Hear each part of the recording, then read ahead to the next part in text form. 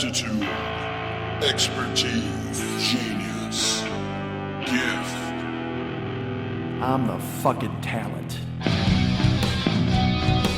Hey, what's happening, Mike Schmidt, 40-year-old boy podcast. Let me do this. I'm going to open the door. I'm going to hold out my arms, not unlike a Mr. Rourke in a fantasy island, and I'm going to say, honored guests, welcome to fall.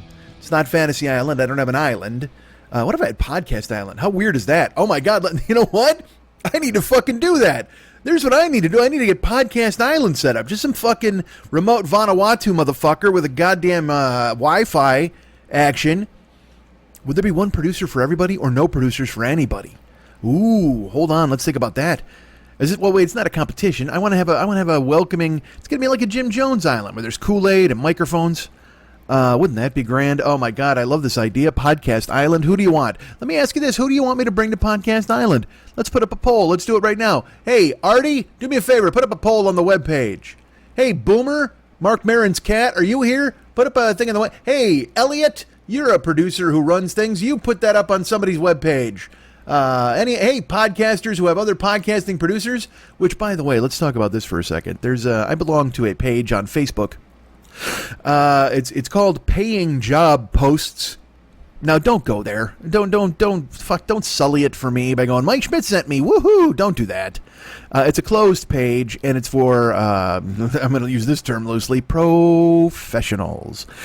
People in the entertainment industry who want to get jobs doing whatever the fuck, and they, people post, it's a grim life, an entertainer. I'm not going to lie to you, unless you've carved out a niche for yourself out of Irish Spring soap, like I have my own self here with a microphone as my knife.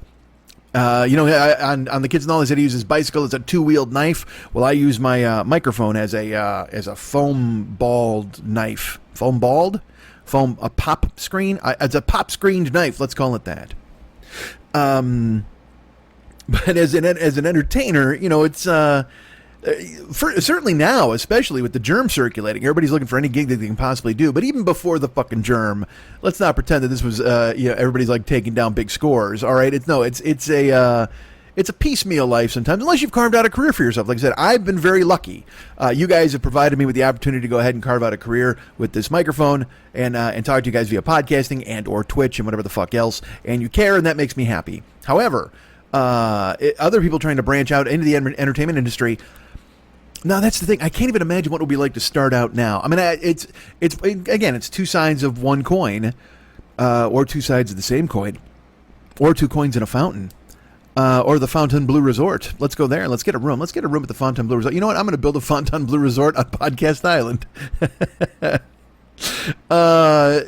So these people are entertainers now. Like, if you're starting now, the good thing is, There's no rules, man. You can do whatever the fuck you want. You can put out a podcast, put out a short film every week. You can film on iPhones. I mean, all the technology is right fucking there, man. It's at the tip of your fingers, at the tip of your tongue. You can say things, you can do things.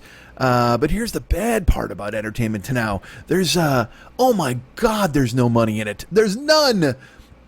Like, when I started out, I was trying to get, I got noticed. I was doing stand-up.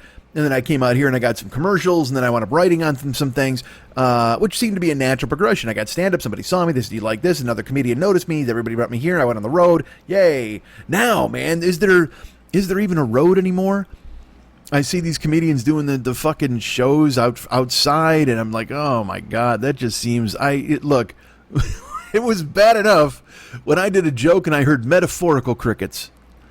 I don't need to be on stage at some goddamn swap meet bathed in headlights trying to make crickets fucking shut the fuck up so somebody can hear my brilliance. Oh, do me a favor. Calm down, arthropods. I'm trying to make some people fucking crack up. I don't know what an arthropod is. I'm assuming it's a bug. It's stuck in my head. See, this is going to be one of those things where I'm either a genius or a fucking stupido. A stupido? What is that? I just made up a guy. Look at that guy, El Stupido. That's my superhero. My Mexican superhero. When I go to Mexico, I'm a superhero. I don't know if you guys know this. I go down there to Tijuana dressed as El Stupido, look very much like Dom DeLuise in Cannonball Run, and I wear a cape. And I wear a mask like the tarantula in the Spider-Man comics and pointy shoes. And I run around and take care of business down there in Mexico. I say, ho, ho, I'm going to break up this donkey show. and I saved the young maiden so she doesn't have to straddle a nag. Nobody wants to straddle a nag. You want to straddle a nag? Fucking get in line, baby. They're making them do them. All sorts of other countries, you got to straddle an nag. Not in America anymore. Although I'll tell you what, that girl's just she's just getting into the entertainment industry too. I'm telling you, there's no money in it anymore. Maybe she said, you know what? I got to straddle a nag to get started in this business. I was lucky. I got to do open mics. She's like, nah, I got to blow a donkey. That's what's going to get me. That's what's going to kick me off. Pretty soon I'll be blowing this donkey at empty drive-ins all over America. Watch me getting the fucking money. You know what? I'm not in it for the cash. I'm in it for the horn blowing. That's what I want. That's how my entertainment career is going to go. I envisioned this 30 years ago. I cannot wait till I finally... You know when I can say I've arrived? When I'm only getting the horn blowing from the expensive cars. Oh, you know what? I want to reach across the fucking aisle. I want to talk to the poor people too. I'd love to hear your shitty fucking rusted out shitbox, whatever the fuck Toyota. Go ahead and honk that motherfucker for me. But I want the Mercedes honks. I want the deep, rich basso profundo of a Bentley honk. That's when I'll know I fucking turned it on. That's when I'll know I'm the king of the swing for fucking comedy these days. Forget applause. Applause is so fucking 2018, 19? I was gonna say 19, but I don't even think so. Although I guess the germ showed up in 2020. Although, if you listen to some people, the germ's always been here. The germ got here in 2019. The Chinese unleashed the germ. Yes, they did often. They were sending... I remember, you know what? I should have never opened that envelope from China that said germ. That's my fault, guys. I'm going to tell you, my fault. I'm going to take all of the responsibility for unleashing the germ here in America. But I got to admit, you know, it was a fancy... Look, in my defense, the envelope was typically atypically ornate. I will say that it was an atypically ornate envelope. Now, if I can just get an envelope from China with a bunch of Chinese characters on it, well, I don't need your plum wine, buddy. I'm going to open it up and throw it right in the old trash. However, if I get an atypically ornate, I think to myself, ooh, you know what? This was probably sent to me by a guy with a tattoo on his back. That's the guy I want to hear from. I'm going to hear from that guy. I want to hear from a lady who's got white makeup and Cupid bow red lips, and she's got a fucking kimono on, and she's doing a crazy dance. Now, am I mixing up countries? Perhaps I am. I don't mean to be that guy. And also, I'm mixing up Chinese and Japanese characters. I don't know the difference. I must admit. They're all beautiful, and they're all lovely. And when they come in an atypically ornate envelope, emblazoned with those characters, I'm opening it no matter what. Because again, I've been to Japan. So part of me in my head is like, did I possibly leave my keys over there? Maybe that's what they're sending me. So then I open it up and ding, plump, germ. I thought it was keys. I thought it was my Japanese keys, and it turned out to be a Chinese germ. This is my own fault. I need to learn the language. I need to learn how to read the goddamn languages. Characters, they mean something to me. They mean something to the Chinese and Japanese as well, so I should probably go ahead and talk to them. That's what I should have done. I should have brought this atypically ornate envelope to the Chinese/Japanese embassies. Figure out which one of those guys is open, which one will see me. I got to figure nobody's going to see me, right? Could you do that? Could you just show up at an embassy and go, hey, I got to talk to these guys. Can you translate this envelope for me? What am I, fucking Indiana Jones? That's the kind of shit Indiana Jones would do, but he'd get in the door. I would never get in the goddamn door. If I just show up, fucking schlubby basketball shorts on and my Nikes, and I'm like, hey, can I talk to some Chinese fellas? Hey, are there any Japanese chums available who could translate the characters on this atypically ornate envelope that I've received in the mail so I don't kill half the population? And by half, I mean like 1/100,000th or whatever the fuck. Because that's another thing I keep hearing too is like, are we going to keep the whole country closed because just fucking 200,000 people died? Yes, we are. Did you not get the fucking message? Didn't you get the memo in your atypically ornate envelope? Guess what? Yes, we're closing down the country just because 200,000 people died. And by the way, I don't know if you're aware of this. I've been reading up a bit on the germ. I've been reading some articles because that's what I like to do when I'm trapped in my house with fall in the air. Again, I've got to stay in. It's nippy outside now. It's very cold. So I think to myself, you know what? There's a slight breeze outside. There's a chill in the air. I throw on 3 hoodies and I go, I'm going to read something about this germ because with the fall arriving, we know that brings, of course, the flu season. The cold and flu season we've all been familiar with our entire lives. And I'm thinking to myself, well, you know what? Here's the deal. Like everybody when the flu season comes, we're all like, blah, blah, flu season sucks. Do I got to get a flu shot? I probably do, unless I'm fucking, naked and Playboy and marrying a fucking Backstreet Boy. Or no, he's a fucking new kid. Whatever the fuck Donnie Wahlberg is. Although he's now, you know what? I can't dismiss Donnie Wahlberg like that. He's had a fucking whole career after that. Yeah, he was a new kid on the block, but then all of a sudden, but also I will say this. Donnie Wahlberg was a new kid on the block. Clearly, there's no doubt. He was part of these guys, the vanguard of the boy bands that crushed the nation and held them in the palm of their hands and told them, you know what, we're going to do this and we're going to sing and you're going to come and see us and we're going to suck and you're not going to care, and that's fine. And again, I don't mean they suck. If it's for you, if you like the new kids, that's fine. Everybody, I know that's Backstreet Boys. Shut up. There's Backstreet Boys, there's New Kids, and then there was NSYNC. Those are the three that I know. And now there's BTS, who makes those guys all look like amateurs, man. And let me ask you this. If you're a Lance Bass and you're watching BTS, you're just like, these fucking clowns. You know, because that'll happen with, like, old comedians when they get older and they see the younger generation. And they're like, oh, I get it. It's alternative comedy, whatever. You know, I get my laughs on the road in a club. That's what these fucking grizzled veterans of stand-up say as the John Fox jerks off in the mayonnaise jar and they all eat it for the joke, just for the bit. They all commit to the bit. They know John Fox came in the mayonnaise. Everybody knows John Fox jerked off in the fucking Hellman's mayo sandwich spread, Miracle Whip, whatever the fuck, and yet they still eat it. They eat it because, you know what, they wouldn't have any stories to tell. There would be no road stories if you didn't eat the John Fox cum mayonnaise. I'm telling you right now. You think to yourself, well, I was in a condo and nothing happened. And then everybody's like, that's not interesting. We need to hear about craziness on the road. We need to hear about you sitting on a couch in fucking Oklahoma, Tulsa, and having roaches run out of the fucking couch across your bare legs, dude. That was one of the fucking most horrifying moments of my life. God, it's so close to my balls. Do you know how close I've had? Have you ever had a roach that close to your balls? I'm going to ask you that right now. I'm going to say it right now. I'm going to say it right loud and proud. You ever had a roach that close to your balls? It's not fun. You know, because again, in your brain, because look, I know roaches aren't trying to bite me and they're not trying to fucking live in me or anything like that. It's not like bed bugs or fucking lice. But at the same time, what if they did? Oh my God, what if you got roaches like you got lice? Dude, I literally just fucking, oh man. I just fucking shook. My whole body shook thinking about having an infestation of roaches in your hair. Oh, dude. Think about that. You got hair roaches? I don't want scalp roaches. That sounds fucking disgusting. Get the fucking steamer or whatever the fuck, or that squirty thing. Get that squirty thing. Have a guy with the mask and the squirty thing spray the D, and the T into my head and kill these fucking scalp roaches. Ugh. Oh, I creeped myself out. Because lice you can't see, but you know they're up there. They're fucking chomping on you. But you could feel I did it again. Oh, dudes. You could actually feel roaches like running in your fucking hair. How crazy would that be, dude? No thanks. All right. It was bad enough, like I said, that roach got close to my balls. And then you think that roach was just like, these balls? I mean, he doesn't know, right? Because again, he's normally a kitchen floor dude. Although he's in the couch at that point, like I said, first of all, you're infested. I mean, the whole fucking condo's got him if they live in the goddamn couch. But if he's a couch roach, does he look down on the kitchen roaches? Let me ask you this. Kitchen roaches are all on the floor and shit like that, but that's where the food is.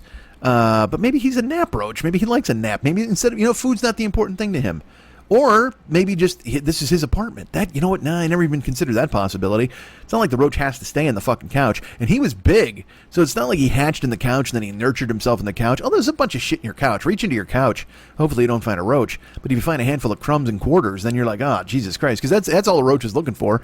Crumbs to survive and quarters to go park the roach car or whatever, fucking feed the meter. What if the roaches go ahead and band together and started using our money? Oh my God. And roaches, they might be doing that. Every time you drop money into your couch, the roach takes it. Well, why are there roaches in every couch? And I just said that the couch roaches don't really exist everywhere. Maybe they do. Maybe I don't know enough about roaches. Maybe I need to study. Maybe I need to crack open a roach tome and I go ahead and fuck out the Encyclopedia Roachtanica and figure out what the fuck these idiots are doing. Look, I don't mean to call them idiots. I don't know anything about these roaches. I've never met them. They could be smart. Certainly they're smart if they're going to be here after a nuclear war. I'll tell you this. Here's how smart the roaches are. Now, because you're going to argue with me, but I'm going to flip the script on you. Look at me doing this. You could say that we, Americans, people, I should say, humans, have gone ahead and we invented nuclear bombs, and we've gone ahead and we have opposable thumbs, and we invented tools, and all that bullshit, right? And everybody's like, ha, you left the animal kingdom in the back. You left the animal kingdom in the dust. So now you're the master of your domain. Let me ask you this. If we were going to master our whole domain, why the fuck are we building a boat to save all these animals? Why don't we just save a bunch of humans? I mean, I like Noah. Noah's the original misfit. Noah just said, fuck this. I'm building an ark, and I'm going to save all the animals. And there are people who are like, how about us? And he's like, fuck you. You guys suck. I hear you talking around at the goddamn the Ark bar when you guys are out there talking, and I'm building the Ark, and you guys are like, ho ho, that Noah's a cad. He's so stupid with these building this giant boat. But then when the rains came, of course, everyone came over and said, hey Noah, can we get a lift? And he's like, fuck you. I am so chock full of wasps and wombats that you couldn't possibly fit into this boat. It's not happening. Oh, I know you think that this honey badger will sit beside and let you have a seat. No, no humans allowed on this giant boat. Did he bring any other humans? I don't think he did, right? It's like, what was Noah? Well, he had to fuck somebody, right? Noah and his wife, he railed somebody on the boat. Unless, and it's too grim to even think about. No, he didn't tag the animals, right? Noah's not going 2 by 2 on all these fucking animals. I hope not. Jesus Christ. Keep in your pants, Noah. Although not pants, he had a fucking sackcloth, right? Wasn't he wearing a cloth? I mean, he's got no money for clothes. What's he going to buy, a pair of jeans? The guy's buying woods and hammers. That's all he's buying. He's buying fucking boards and hammers. The end. Any disposable income that Noah gets, he's buying boards and hammers. He's not buying fucking jeans. Nobody's like, hey, nice boxer briefs, Noah. And he's like, hey, I bought a pack of 3 of them. No, you didn't. You bought nails. Shut the fuck up, Noah. Don't try to pretend you have disposable income that you went ahead and bought some sort of fancy outfit on. What if he did? What if, how different is this world if Noah takes all the money that Jesus sent him to buy a boat? He's like me, like when my mom went out of town and left me the bank account and I spent it all on fucking whatever the fuck, food and every other bullshit thing I didn't need to buy. What if Jesus said, all right, Noah, here's the thing, here's a bank account, and it's like a bunch of Ark money, because I don't know if you know this, but I'm sending the ocean to flood the earth. There's going to be an ocean that falls from the skies. It's as if you were a giant snow globe filled with water. I'm going to shake it up. It'll be a constant storm. It's going to be, this is a careful estimate. I'm not going to tell you what, Noah, I haven't figured out for sure yet, but it's going to be 40 days of rain. And then Noah's like, what about the 40 nights? And Jesus is like, you know what? We'll take that under advisement. Good for you, Noah. But here you go. I'm putting this money in the bank. And you need to use this for boards and nails and hammers. Because I'll tell you what, I'm sure you think building a boat of this magnitude is going to be, well, it's certainly a task. But I guarantee you, even no matter what your brain thinks, no matter how you think you have the unlimited capacity for understanding exactly what kind of supplies you're going to need to build an ark that carries all of the animals on Earth in pairs, let me tell you this, you're still wrong. You're still undershooting the amount of hammers you're going to have to purchase. Do you know how many fucking nails you're going to have to buy, Noah? Jesus, fuck. And probably some goddamn duct tape, because you know the fucking hole's going to spring. Because in the middle of this fucking journey, some fucking goofy-ass bull is going to go, I got to get out of here. It's crazy. So don't do me a favor. Do your best, Noah, not to get the claustrophobic bulls. We don't want claustrophobic bulls on the ark, because then they'll freak out. They'll charge everybody. They'll try to bash a hole in the ark, and then you're going to sink. And then what? Let me ask you this. You probably don't think this is important. You're laughing. I see you laughing. You're laughing about the concept of claustrophobic bulls freaking out and punching holes in the side of the ark. Well, all right, that's fine. Ha, Noah, like we're all having fun, right? Isn't this great? Yeah, Jesus lighting it up with fucking jokes and everything. I can already see you're skeptical about the hammers and the nails, but please understand me. We have built 3 of these fucking arks in heaven already. And I cannot tell you. You ever see this? What the symbol for infinity? Do you know the concept of infinity, Noah? That means endless, like forever. Like it just means forever and ever. Like there's no end in sight. And so we actually made a symbol for it. It's you know the number 8 that we came up with, the ocho, right? It's after the 7 before the 9, right? There's an 8. Okay. Now we tipped it on its side. If you tip it on its side, it looks like raccoon glasses you would put on your face, but it's not. That's the symbol for infinity. That's the symbol to say that this will never end. That's the symbol to basically be like it's basically like a band that keeps winding in on itself, and you can't end. It's like a stock car racing track that would just go forever if you could ever build one of those things that worked. Do you know what I'm talking about, Noah? Okay, great. That's the concept of infinity. That should be applied to your list of nails and hammers when building the ark. Because not only building the ark itself, but then maintaining the repairs, because then let's get back to what I was just talking about. If you bring claustrophobic bulls on the ark, and I know you're thinking, what the fuck am I, a mental health professional? No, I'm a boat builder, Jesus. That's what you're thinking about yourself, Noah, right? Although weren't you like a poor salt farmer or whatever the fuck, and then I found you and gave you a message, and that's why everybody thinks you're fucking crazy? Because weren't you like homeless Joe hanging out at the vomitorium, and the fucking Romans are like, here you go, here's a couple of shekels for you, stupid. And you're like, oh, thank you very much. And then you went and bought some animals. Everybody's like, Noah, salt farmer. Well, now I've come to you with this special message. So now everybody thinks you're bananas because you're listening to me, voice in the sky, which is fine, and that's great. Don't consider yourself important, and that's why I'm saying don't spend any money on clothes for yourself. You're still a poor, downtrodden soul. That's why I'm trusting you to save the entire animal race. Don't you understand, Noah? You're still a nobody, a nothing in my eyes, and that's why I've gone ahead and said to you, hey, do me a favor, dedicate 10 years to building a giant boat, and then going and finding all of the animals you possibly can, Doolittle style, and throwing them on this fucking ship. Let me ask you this. The more I even talk about this, I'm unpeeling the onion on this, and I'm Jesus. This sounds impossible. I don't think you can do it, Noah. How about that? Are you the kind of guy who responds to that sort of challenge? I'm going to lay it at your feet. I don't think there's any way you could possibly go ahead and make this happen. You can build the giant... I bet you don't even get the boat built. How about that, Noah? I'm going to fucking throw that in your goddamn face. Let alone finding the animals. You're a fucking nobody. Like I said, you're out there hanging around getting shekels from the Romans and whatever the fuck and trying to go ahead and just stay afloat. Taking a nip here and there, little boom boom, little drink, little Sunday sauce and knocking that down your throat. I don't understand it. I don't know what you're doing there, Noah. Why am I trusting you? Why am I making you the guy? Jesus, my dad is going to kill me. But if you get a claustrophobic bowl... on the boat. This is why it's very important. Listen to me. Because again, I'm not kidding. Rain is coming for 40 days. I like your 40 nights idea. We'll incorporate it in. We'll try to figure it out. But imagine this, man.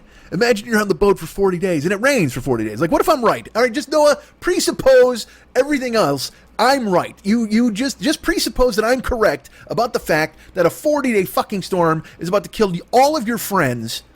And I don't want you to save any of them. I just want you to save these animals. It's very important to me that you save the ants. You know those ants that you step on every day with your goofy-ass fucking sandals that you fucking shouldn't have bought with the shekels from the Romans, but yet you did because you thought they were beautiful? Noah, why do you care about beautiful shoes? Are you a shoe guy? I didn't have you as a shoe guy. Seems strange. But all right, you know what? I picked you for a reason because I think you're malleable. I think you'll do this because you're told. Because you're a sucker. I'm not going to lie to you. No, you're kind of a sucker. And what else are you doing? Like I said, you're out begging, so of course you're going to build a giant fucking boat when a booming voice in the sky tells you to. You're exactly the type of guy who would do that. You think a rich guy would build a fucking boat if I was like, boom, hello, Horatio, build a giant boat. And Horatio's going to be like, fuck off, I'm running a business here. Oh, Horatio, your business will be consumed by flame and fire and also rain for 40 days. In addition to building this boat, hear me out. Please find 2 snakes. I'm sorry, what's that? Yes, I need you to find 2 snakes and save them. And if you don't do it, bad things. Oh, and also, could you possibly also find 2 gecko lizards and 2 tortoises? A lot of amphibians and reptiles on this boat. Ah, silence! You can also find horses. We like them too. Find 2 of every animal, all of them. All right, God, what are you, God? Jesus, who are you? Don't ask any questions. I'm the voice in the sky. Fine. But again, who's going to run my business if I build a giant boat? And that's where that conversation ends with Horatio, Noah. But you're stupid. I know you. You'll build a boat just because I told you to, which is fine. And you're not scared of snakes. You're going to go find a bunch of snakes, aren't you? I'm willing to bet that you've already found the snakes, haven't you, Noah? Have you picked out the snakes? How prescient are you, Noah? Let me ask you this. Did you dedicate your life to thinking, oh, you know what? If only a giant voice in the sky would tell me to build a boat and save 2 of every animal, I know which snakes I'm going to pick out exactly. Snacks? Did I say snacks? Don't pick any snacks out. No, I'll pick snakes out. Are you that kind of guy, Noah? You seem like a guy who's plans ahead. That seems like a very specific plan to have the exact 2 snakes that you're going to save in case a booming voice in the sky tells you to build a giant boat because it's going to rain for 40 days and then you'll suggest 40 nights as well. Again, gotta give you fucking props on that idea. Hadn't even thought about it, Noah. But good for you for throwing 40 nights into the jam. That's going to make this flood even more of a fucking big deal. And fuck Horatio and his ridiculous rug business. That thing's going under. I might make this a localized storm over Horatio's rug palace just for the first 10 days to send a fucking message. What if I proved a point with Horatio and just made him sit there and get fucking wet for 10 days, huh? That's right. That'd still be 30 days to ruin the rest of the goddamn planet as you're floating around with a goddamn fucking, what else could you save? Donkeys? We got those already. I got to think of another animal sometimes. My brain always goes to wombats and ocelots because my dad named them weird. No, I couldn't possibly think of any other animals. I don't know, a coyote? Save a couple of coyotes, too. Save them all. How about that? You know what? Let's not be specific. I don't want to have to tell you what animals to save, what animals to leave behind. Save all the fucking animals. Get a lady and a man of each animal. Bring them on the boat. Polar bear? Yes. Penguin? Of course. Where are you going to find them in the desert? Don't fucking ask me. All right, buddy? And you got a couple of days to do this. Well, I'll give you a month. A year? How long did it take Noah to even build the fucking ark? I'm not a Bible guy. Was that a thing where they were like, hey, yeah, take as much fucking time as you can here, Noah. Do me a favor. And also, all right, like, I'm going to say this. This is the kind of shit that makes people mad at Jesus, or the book, or the fuck, or the instructional pamphlet, whatever the fuck you want to call it, that Jesus has put out called the Bible, or whatever dudes wrote. Jesus didn't write it. Again, Jesus is busy skateboarding and banging chicks. He's not fucking writing a book. He relied on a bunch of idiots to write the book. And of course, he's like, you will tell my story, my sons, with only two prerequisites. One, leave no stone unturned. Please, let all of our deeds here be known, and please make sure everyone believes in the way, in the name of the Lord. And two, make me look cool. That's it. It's all I care about, man. Convince everybody there's a way they need to follow of the Lord and whatever the fuck, and they're all sheep in the flock, and please make me look cool. Let me do some goddamn ollies, some kick flips, just get me skateboarding around, do something like that, make me look like a cool dude. Well, they didn't know what cool was. See, Jesus knew cool. Look at the fucking guy. He's fucking, he's from Africa. He's fucking half, I guess African. Isn't that what? He's all African. He was born in Africa, right? Or I don't know. He's born in the sky, and then he gets sent to Africa like E.T. I don't know, man. I don't read your book. All I know is, like, everybody's got like I said, the Christian white Jesus on the fucking crucifix, and then everybody else has got no. Jesus looks a lot more like Idris Elba, but with longer hair, and it's like, all right, I could see that too. But Jesus was like, just make me look cool. That's all that matters in the goddamn book. But the thing is, these old fucking white dudes, they didn't know what looked cool. They're not sure. Like, Jesus is like, oh, man, this is totally awesome. Remember when I kept that party just fucking raging all night long? Tell them about that. And then they're like, he took a fish and he made a lot of fish. And then he took a lot of wine and he one glass of wine and he made it a bunch of wine. He fed everybody. It was delightful. He's like, that ain't cool. Jesus Christ. You got to act like I was like, boom, boom, hot Cheetos for everybody, baby. By the way, don't think I didn't pick hot Cheetos for a reason. Hot Cheetos, for some reason, have become the go-to food stuff for everybody in the world now. I see them everywhere. They're coating chicken. They're coating katsu pork patties.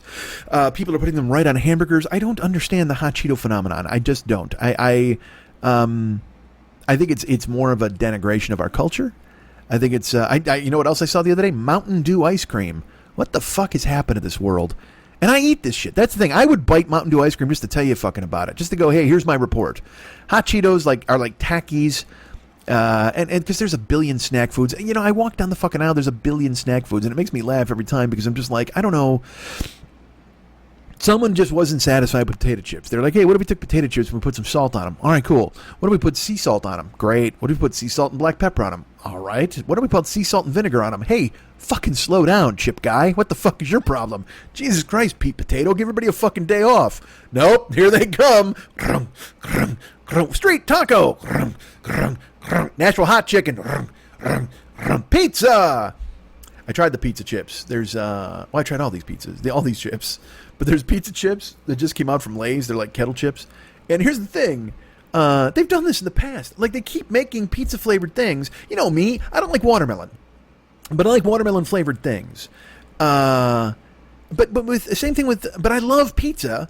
But pizza-flavored things are always the same. It's like they just taste like tomato. That's it.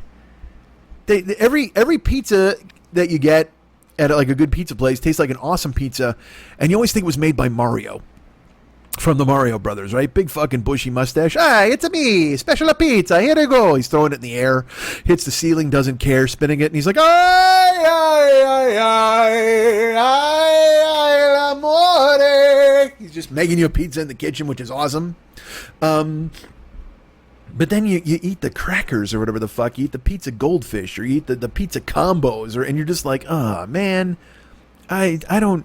Who found one of the most delicious vegetables you could ever imagine? It might be a fruit. Don't fucking argue with me. I don't have any idea, really. It's juicy. It is, a tomato is a lovely thing. Oh, my God. You know what? Have you ever just had a perfect tomato? God damn, you know what? BLTs are you can't, because BLTs, you need B, you need L, you need T. You need them all. They work in concert. BTs aren't bad. The L's just there for crunch, and we've already gotten the lettuce a couple of weeks ago. Jesus, don't let me start that fucking conversation again. But still, you need the T in BLT because it's got like that kind of, it's got that flavor that offsets the bacon so perfectly. T's are great. Put a T on any sandwich you got. I love a tomato. I'm a fan. But anything tomato flavored, well, man, like manufactured tomato flavored. Like if you make Sunday gravy at your house, that's fine. That's a delicious tomato sauce and it's lovely. But if you make a tomato soup or a tomato juice or a tomato, who in their fucking right mind is like, you know what, I like these fucking crackers. You know what would be really good on them? Tomato powder.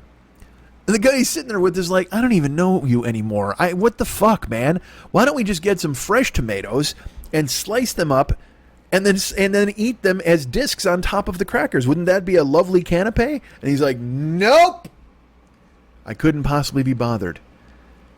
Bothered what? Bothered with getting a tomato and slicing it? Yeah, I'm not about that. No, here's what I'm about. I'm about finding some delicious tomatoes and then dehydrating them into a powder. You know, the kind of powder that if it gets in your mouth, you're annoyed and you're fucking sick for the rest of the goddamn day. You ever have that happen? Like you get fucking powder in your mouth? Oh, my God. I did this. I swear to God, I did this one time when I was a kid. We were at Gala West. I was a kid. I was fucking 18, whatever the fuck. We were at Gala West, which is this pool hall, and we were playing pool or whatever the fuck. And, you know, there's pool chalk. You know what I mean? There's like the pool chalk you put on your hands, and then there's the chalk that goes on the fucking cue, the blue stuff. But they also had the white triangle that you like kind of wipe on your hand to get your hand, whatever.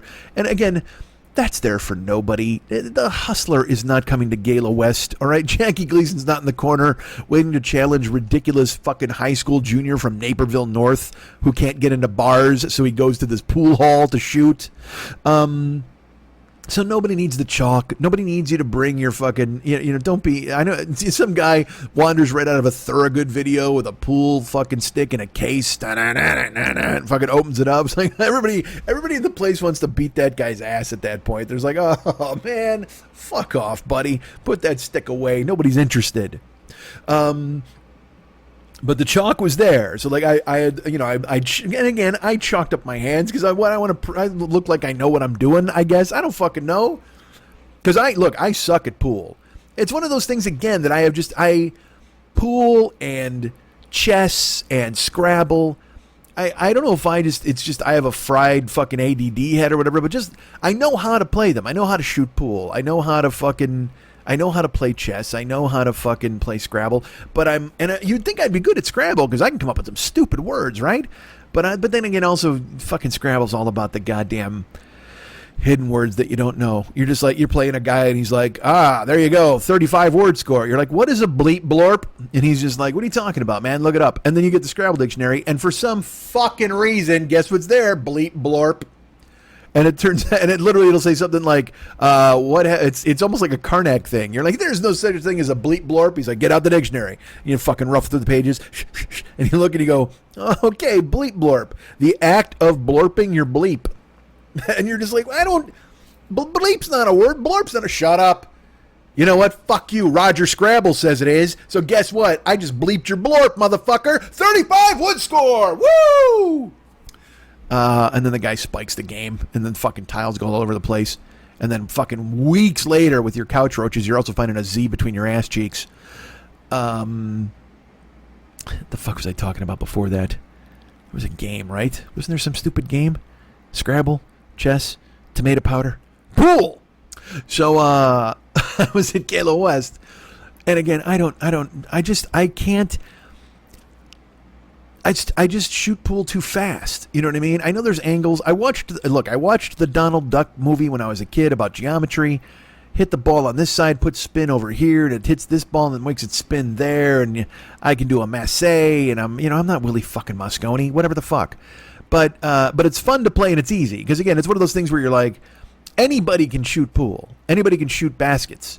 You know, but if you got to be good at it, you got to work at it. But I mean, shoot pool, it's just, hey, do me a favor, take this stick and hit this ball into this other ball. Done. That's it. You learn that right out of the womb. And that's not even a joke. I'm not kidding. If you go right now to a hospital and they got that room with the fucking incubator where they keep all the kids in a goddamn hot box, there's also a pool table in the corner.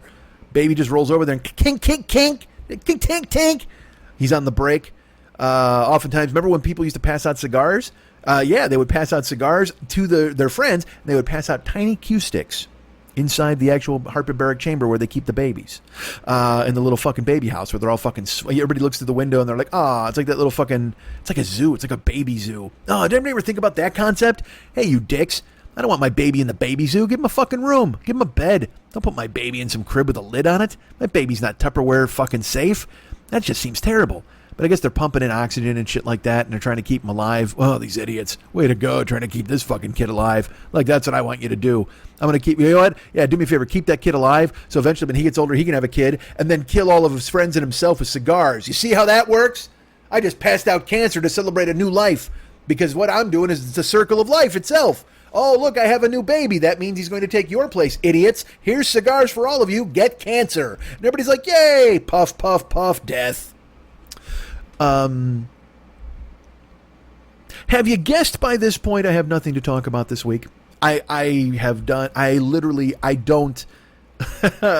Man, oh man, what a ridiculous, terrible nonsense life we lead these days, right? Go listen to last week's show. That one was great. Very little Noah talk. Wasn't I going to finish? See, this is going to be one of those shows that I regret because there's a bunch of things I didn't finish. And I could have finished them, but I pinwheeled off. My brain betrayed me. And then, so fuck yeah, Galen West, let's finish that. I'm at the pool hall. So I'm at the pool hall, and they got the chalk that you can put on your hands and the blue chalk that goes in your fucking stick. Anyway, I had a hangnail, like on one of my fucking fingers. And I remember it vividly because I went in and I was like, I went to bite the hangnail. And it was that thing again where you can't, nobody cleanly bites off a hangnail. You try to.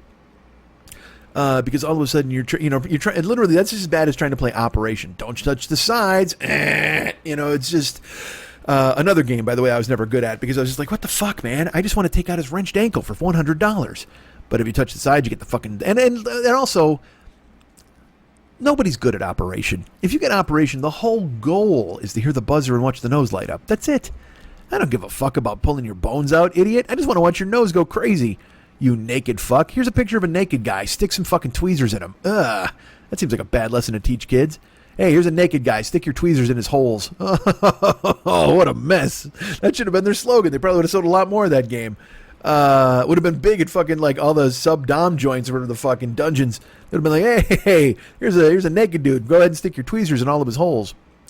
Because you just wanted it to go and watch his nose light up. Nobody in their right mind is like, oh my God, we've got to save this patient. No, when you got Operation, you wanted to kill the guy because you wanted to hear the fucking buzzaroo-skoo. That's it. That was the whole game. And I know someone's going to write me and go, actually, Mike, I enjoyed Operation. It taught me great hand-eye coordination, and now I'm an architect who gets to work without a slide rule. Shut up. But write me, please. Tell me about your architecture and slide rules. So I have a hangnail, right? And so again, it's that thing where you got to bite it because you can't just I have no clippers with me. I'm a kid. So I'm trying to bite it, but you can never bite it off cleanly. And also you can never stop playing with whatever's left. Even if you have a hangnail, it's 3 inches long, which I know seems long. All right. But that's the kind of hangnail you get if you own an antique shop in Chinatown. And I understand that. And how do I know that? Because I received an atypically ornate letter from Chinatown telling me to come to my antique shop and pick up this gremlin. All right. So you get this hangnail, right? And you bite it off. Well, then you bite off 2 inches, then you got an inch of it left. And then you bite off a half an inch of that, you still got a half inch left. And you can't stop. You keep thinking to yourself, you know what? I'm going to be done here. Once I get this hangnail, I'm going to fucking... And because you also want to pull it like a ripcord, but you can't do that because it'll because look, you fuck with it, and then you're like, that's it. Once for all, I'm pulling this out, and then you bite it and you yank, and then all of a sudden, you know what? Your spleen comes out, your fucking fingertip, and you're like, oh, what did I do? That was fucking dumb. I should have known that was connected to something, but you can't fucking limit yourself. You're just like, you're fucking, because you're fingering it, you're moving it back and forth like a little lever. You're trying to play with it, and you're dicking around with it. So we're shooting pool, and I don't know if you know this, I'm very good at pool. And you need your hands to be in tip-top shape. So I have this hangnail, right? So I chomp on the fucking hangnail, get half of it off, get the another 2/3 of it off, and now it's just there, and now it's like a little lever, and it's in my fucking finger, and it's driving me crazy, and it's hurting my game. I'm not gonna lie to you, absolutely hurting my game. At this point, I've only defeated 18 of the 30 people who are in the pool room, and the other 12 are waiting in line for their shot. And I am collecting money like you wouldn't fucking believe, because I am fucking Naperville Fats. I am cleaning house. Bolingbrook Fats in the house. And I am just, that's got to be the name of the show, right? Doesn't it? I think so. All right, let's do that. Let's write down a time code so I remember the name of the show. What if I just wrote down the name of the show? Let's do that. All right, there we go. There's the name of the show. Hold on, everybody. This is what happens when you don't have a producer. When we're keeping it indie with Mike Schmidt, at least for now. There might be something happening in the future, but I'll tell you about that if it ever fucking comes to fruition. Waiting on an email. Waiting on several emails. I'm just waiting on a friend. I'm not going to lie to you. I'm out on a stoop with Mick Jagger and his dumb hat. Oh, that hat looks good. I bet you got a free bowl of soup with that hat. Hey, I just watched Caddyshack. Maybe I'll talk about that in a second. So I'm in a pool hall, right? And I got the hangnail, and I'm working on it. I'm biting it, and I'm getting it down to the nub, right down to the old fucking nail nub. And then it's still there, and I'm fucking around with it. And as I've said, I'm crushing everybody at pool. Some of this is true, some of it isn't. But yet I'm working this thing, and I'm like, all right, here's the thing. I got to fucking chomp this. So I lean in, and now you got to lean way in. Like your finger's basically in your mouth at this point. And so I bite, I latch onto it, and then I just fucking yank. I just fucking tear it out of my goddamn finger like an extra in The Walking Dead trying to get on camera more. I mean, I'm just that dude. You know what I mean? I'm trying to get noticed on camera amidst all the other zombies. I pull this hangnail out with a fucking whip of my neck, like I'm throwing my hair. You know what? You want to watch me whip? You want to watch me nay? You want me to tear a nail out of my nail bed? I did it, man. I did it way, way, way in the past at fucking Gala West. So I tear it, and I think I actually yelped. I was like, because it was like it hurt so bad, and so I instinctively put my finger in my mouth. You know that thing where you're just like, oh, and look. Who among you doesn't instinctively put your fingers in your mouths all the goddamn time? I you know what? My hand's up in the air, right? That's all I'm doing is sucking on fingers all day long outside the Tasty Freeze. Got a hands between the knees, a hangnail between the knees. Oh, check it that. Football star. Diane's every time I see it. Oh, Jackie's car. So I yelp as I pulled this fucking fingernail fucking hang thing, whatever the fuck, out of the bed of my finger, and I jam my finger into my mouth. As you do, you revert to childhood instantly, where you're just like, "Ow! I need to whatever suck the pain out somehow," and you jam your finger into your mouth. Well, here's the thing: I forgot. I've been crushing everybody at pool to and fro. I'm leaving bodies in my wake. Everybody in the room is behind the 8-ball, courtesy of me. So I've been playing pool for a couple hours, and I've got that stupid white chalk on my hands, and also the blue chalk on my fingers from chalking up whatever the fuck the stick. And so I jam this thing in my mouth, and it's like I licked the beach. It is just fucking, because the nail, the two nail things are in there, so it's still a little grainy, and then it's just this chalky, fucking powdery. Oh my! I can't even explain it. It's like, you ever? All right, you know what? Here, this will tell you. You know what a slip and slide is? You ever see when they put the slip and slide in the yard and somebody runs and they dive down it and they slide down the wet slip and slide? Okay, imagine running toward a slip and slide and you jump in the air to dive and you realize there's no water on it whatsoever, and you just fucking stop. And you kind of bounce, and it just leaves this huge fucking raspberry all the way down your body because it was too dry to do anything, man. It was ridiculous. So that's all of the moisture in my mouth goes away as I put this chalk-laden finger between my fucking lips, and I dry the fuck out. I've got like a pucker on my face. Oh my God, dudes. Blue tongue, you know what I mean? And then just the other residual fucking white chalk powder that I didn't even need to use. So I got chalk and powder in my mouth at the same time. That is the Leopoldan lobe of fucking spit attacks, and it is taking out every bit of moisture I could possibly have in my body. I literally turned into a pool shooting raisin at that point. I was just like, all of my moisture went into the nail bed to try to compensate, and the chalk just fucking sucked it out. And I looked, I was a husk. I was just a husk I looked like, you know what? I looked like they had opened the Ark of the Covenant and that laser had gone through me and somehow I had turned into this like fucking body with nothing in it. I had just, all of my moisture was fucking completely gone. So that's why I tell you, don't get powder or chalk in your mouth. Why did I even start this? I don't even fucking know. I have no idea. Again, man, I got no answers for any of you today. My life is This is a grasping at straws show. I'm not going to lie to you. I'm trying to do what I can. You know what I did last week? What did I do? I watched Inception for the first time ever, and that put me in my goddamn place. I'll tell you this. I fucking last week's show I was high. Like I was strutting around like I was the king of the world. I thought I was fucking podcasting Pete, and I was ready to fuck up everybody. I was like, you know what, man? Nobody can do this. I am the greatest at this. Last week I busted out this fucking show and I was killing it. I was fucking killing it. I was like, you know what? I was fucking ridiculous carnival of nonsense in the beginning. Then we stopped on a dime. We talked about fucking social issues and what's going on in the world for however long. And I was like, yeah, no, you can't stop me. You can't fucking handle me. I was preening. I even wrote on the fan club page, I'm just like, you know what, motherfuckers? I say this too much, but I'm nobody can do what I fucking do. Share this show, da da da. And then I watched Inception. On Tuesday night, Beej and I had a movie night, and she recommended it because I hadn't seen it. I have never watched Inception, and it's the 10-year anniversary of it, so people are starting to put out retrospectives about it, and I was curious because, again, it was one of those things where, as you know with me, if I don't see something kind of right away, I lose interest in it, where I'm just like, yeah, I can't do this. And I know that sounds ridiculous, but it always feels like there's nothing left for me to see because everybody else has seen it. So all the joy and excitement is gone from seeing it. And I know that's crazy. It's the philosophy I used to have with newspapers. I told you if somebody asked to borrow my sports section, I'd go keep it and I'd just buy another newspaper because it drove me fucking crazy. You've read all of the words. You've taken all of the scores out of it. I couldn't possibly go ahead and read this at all. It's yours.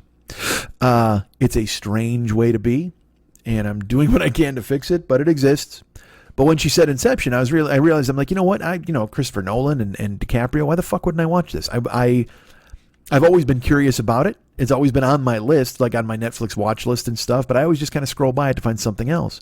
And she recommended it. I said, all right, cool. And she'd actually seen this because normally we're watching movies that I've seen that she hasn't seen, where I'm basically introducing her to this. Oh my God, you got to see this. You got to see that. Trying very carefully not to monopolize it and make her the person who has to sit and watch what I say. You know what I mean? It's this. I'll be like, well, do you ever see The Social Network? And she'll be like, no. And I go, we should really watch it. It's fucking fantastic. But at the same time, if there's something you'd prefer to watch that, you should mention it. And she's like, no, I haven't seen this. Absolutely. Let's see it. And I have, me, I got fucking good credit to her that she's watching all these fucking masculine movies, just drama man type fucking, I made her, she watched Thief. She watched fucking Devil's Rejects. She's a yes, which makes me happy. So, but then she mentioned Inception and it made me, I was like, yeah, you know what? Fuck yeah. I got to see that. And I watched it and look, I don't know if you've seen it. I'm not going to spoil anything. All I'm going to tell you is I had the same feeling I had when I watched Black Hawk Down in a theater with Jimmy Pardo in El Paso, Texas. And the same kind of feeling I had when I watched Mad Max Fury Road in the Cinerama Dome here in Los Angeles. And to a smaller extent, the same feeling I had when I saw Avatar. Even though I recognized that Avatar's script was garbage, I thought the technical achievement was just astonishing. Like, I was like, well, I could never do that. When I watched Black Hawk Down, there's a chase through the streets of Mogadishu. And it's just this endless maze, and there's guys in windows, and the filming of the guys in the windows. I had to think about, because look, brace yourselves, I've worked on a movie. I've worked on a TV show. So I know what coverage is. I know when you have to constantly do the same shot over and over. And And that's just with people doing comedy and the stuff that I've been in. It's just people talking. I haven't been involved in anything with any real complex stunts or anything like that. So in Black Hawk Down, there's a chase through the streets of Mogadishu. There's dudes running on rooftops. There's dudes shooting out of windows. And we're getting their view from the windows and their view from the rooftops, and also the view from the caravan of fucking United States vehicles, the convoy that's going through and trying to avoid getting fucking executed. And just the editing of it and the shots, the very fact that they had to film all the stuff from the rooftops and they'd film all the stuff from the windows, from the sniper eye point of view. They had to film all the stuff from the moving caravan and looking up at the windows and the rooftops with the guys who were up there. It wasn't just like they had to fill in this stuff. You got to film all that, and then you have to build it and put it together. You have to make it a thing. And I'm overwhelmed by that. I just told you I don't want to get good at chess because I can't sit there and analyze all the angles and all that kind of stuff. You know what I mean? I don't. I'm constantly fascinated by anybody who can do anything with that level of expertise. It's like when I talk about David doing his music. Like I don't, like I can pick up a guitar and fuck around. I can't play you a note that sounds good, but I can fake tap on it and I can fuck around with the thing, and I know what kind of sounds are supposed to come out of a guitar. And I also know I can be taught to make those sounds come out of a guitar. But I also know that when I pick up a guitar, I'm just fucking around, and I don't have the patience to sit there and go, okay, E, bring. No, that's wrong. Bring. No, your hands have to go here, here, and here. And then I just want to Belushi the fucking guitar and leave shrapnel trips in fucking Stephen Stills' hair. I mean, I don't even want to fuck around with it at that point. Stephen Bishop? Stephen Stills? I forget which Stephen it is off the top of my head. Here's the thing. I will do, this will be a 90-minute comedy show, and I'll get 3 emails telling me which Steven it was. Where people that's the feedback I'll get from the show. Everybody will be like, hey, dummy, it was this Steven. I'm like, great. I think it's Stephen Stills, right? Or is it Stephen Bishop? I can't, god damn it. I know he gave his love a cherry. I know that. So I know, so when I see David, he can play all those instruments and shit like that. He can play piano and stuff. Like, I can make noise come out of a piano. But to make joyful noise come out of a piano, I would have to have some inherent gift as well as the aptitude to work at it. And guess what? I don't have either of those. So when I saw, and Mad Max Fury Road, look, imagining that movie, coming up with the concepts of that movie is daunting enough. But then, we're gonna have a giant truck with a dude playing a flame-throwing guitar on the front. He's chained up and he's playing the war song as they go into fucking battle. And there's Shiny and Chrome and Valhalla, and this guy runs the water, and it's, and there's fucking Furiosa, and then these girls and the pregnancy, and you're slack-jawed looking at it, thinking about it, all of those things. And imagine trying to create it. And not just create it on paper, but then make it come to life. Good Christ, these are talented people. And then I saw Inception. Now, at the 10-year anniversary, there's a lot of people going to look back at it, to re-examine it. And I had seen a couple of these. I didn't read them. I just read kind of there was snarky stuff on Facebook and Twitter, but then there were some in-depth articles as well, which I wasn't going to read because, again, I didn't see the movie. But I saw the one-line stuff, or the thing that was a couple of sentences. And I started to see a trend toward people saying, revisited Inception, it's been 10 years, and it still doesn't make sense. Or, hey, man, just looked at Inception and realized that it betrays its own universe still. They didn't fix it. And just, again, the curse of our times, everybody having a megaphone. And I saw those things, and again, I don't know the movie, so I'm like, all right, well, I don't know. Maybe they're right. I mean, I haven't seen it. I can't be like, oh, boo, shut up. But also, it made a fuck ton of money, and I've seen enough people say it's a fucking classic that I was like, well, I was always curious, and it was on my list. So she mentioned it. I said, all right, so we watched it last Tuesday. And I'm coming off the high of doing what I consider to be a fucking badass fucking walk-off home run of a podcast on Monday. And then we sit and we watch Inception, and it starts, and, they're at Ken Watanabe's palace, then they're on the train. Then they're figuring out the architect. Then they get an offer. They need a forger. They just the language of it. I'm picking up the language and watching it. And I will say this, it's got and then it's got DiCaprio and it's got Ken Watanabe, and it's got fucking Joseph Gordon-Levitt, and it's got Ellen Page, and it's got Michael Caine, and it's got Tom Berenger, and then it's got Tom fucking Hardy, and it's got the guy who plays the chemist, and unfortunately his name escapes me, he's really good, and I'm watching this unfold, and again, I'm paying attention to it, and it's that thing where you're trying to keep track of the language and the story, but I was following it fine. I was okay. In the middle, I got a little cloudy, but then things happened that broke through the logjam for me. So I was like, okay, cool. I know what they're doing here. I know what this is. And storytelling in basically 4 different worlds. There's a scene. There's a ton of wire work for Joseph Gordon-Levitt. He's essentially in a non-gravity atmosphere. And he has to go... His task is to find some people who are incapacitated, and he has to get them from one place to another. So he managed to get there somehow in the midst of chaos, in the midst of reality being turned inward on itself. I don't want to say too much of what's happening. But, and again, I know it's been 10 years. Maybe you saw it, maybe you didn't. Who knows? But if you haven't seen it, I don't want to be the guy who spoils it for you. So, but Joseph Gordon-Levitt has to do this, and he devises a way to get these people where he needs them to go. And I don't want to say, I should just tell you.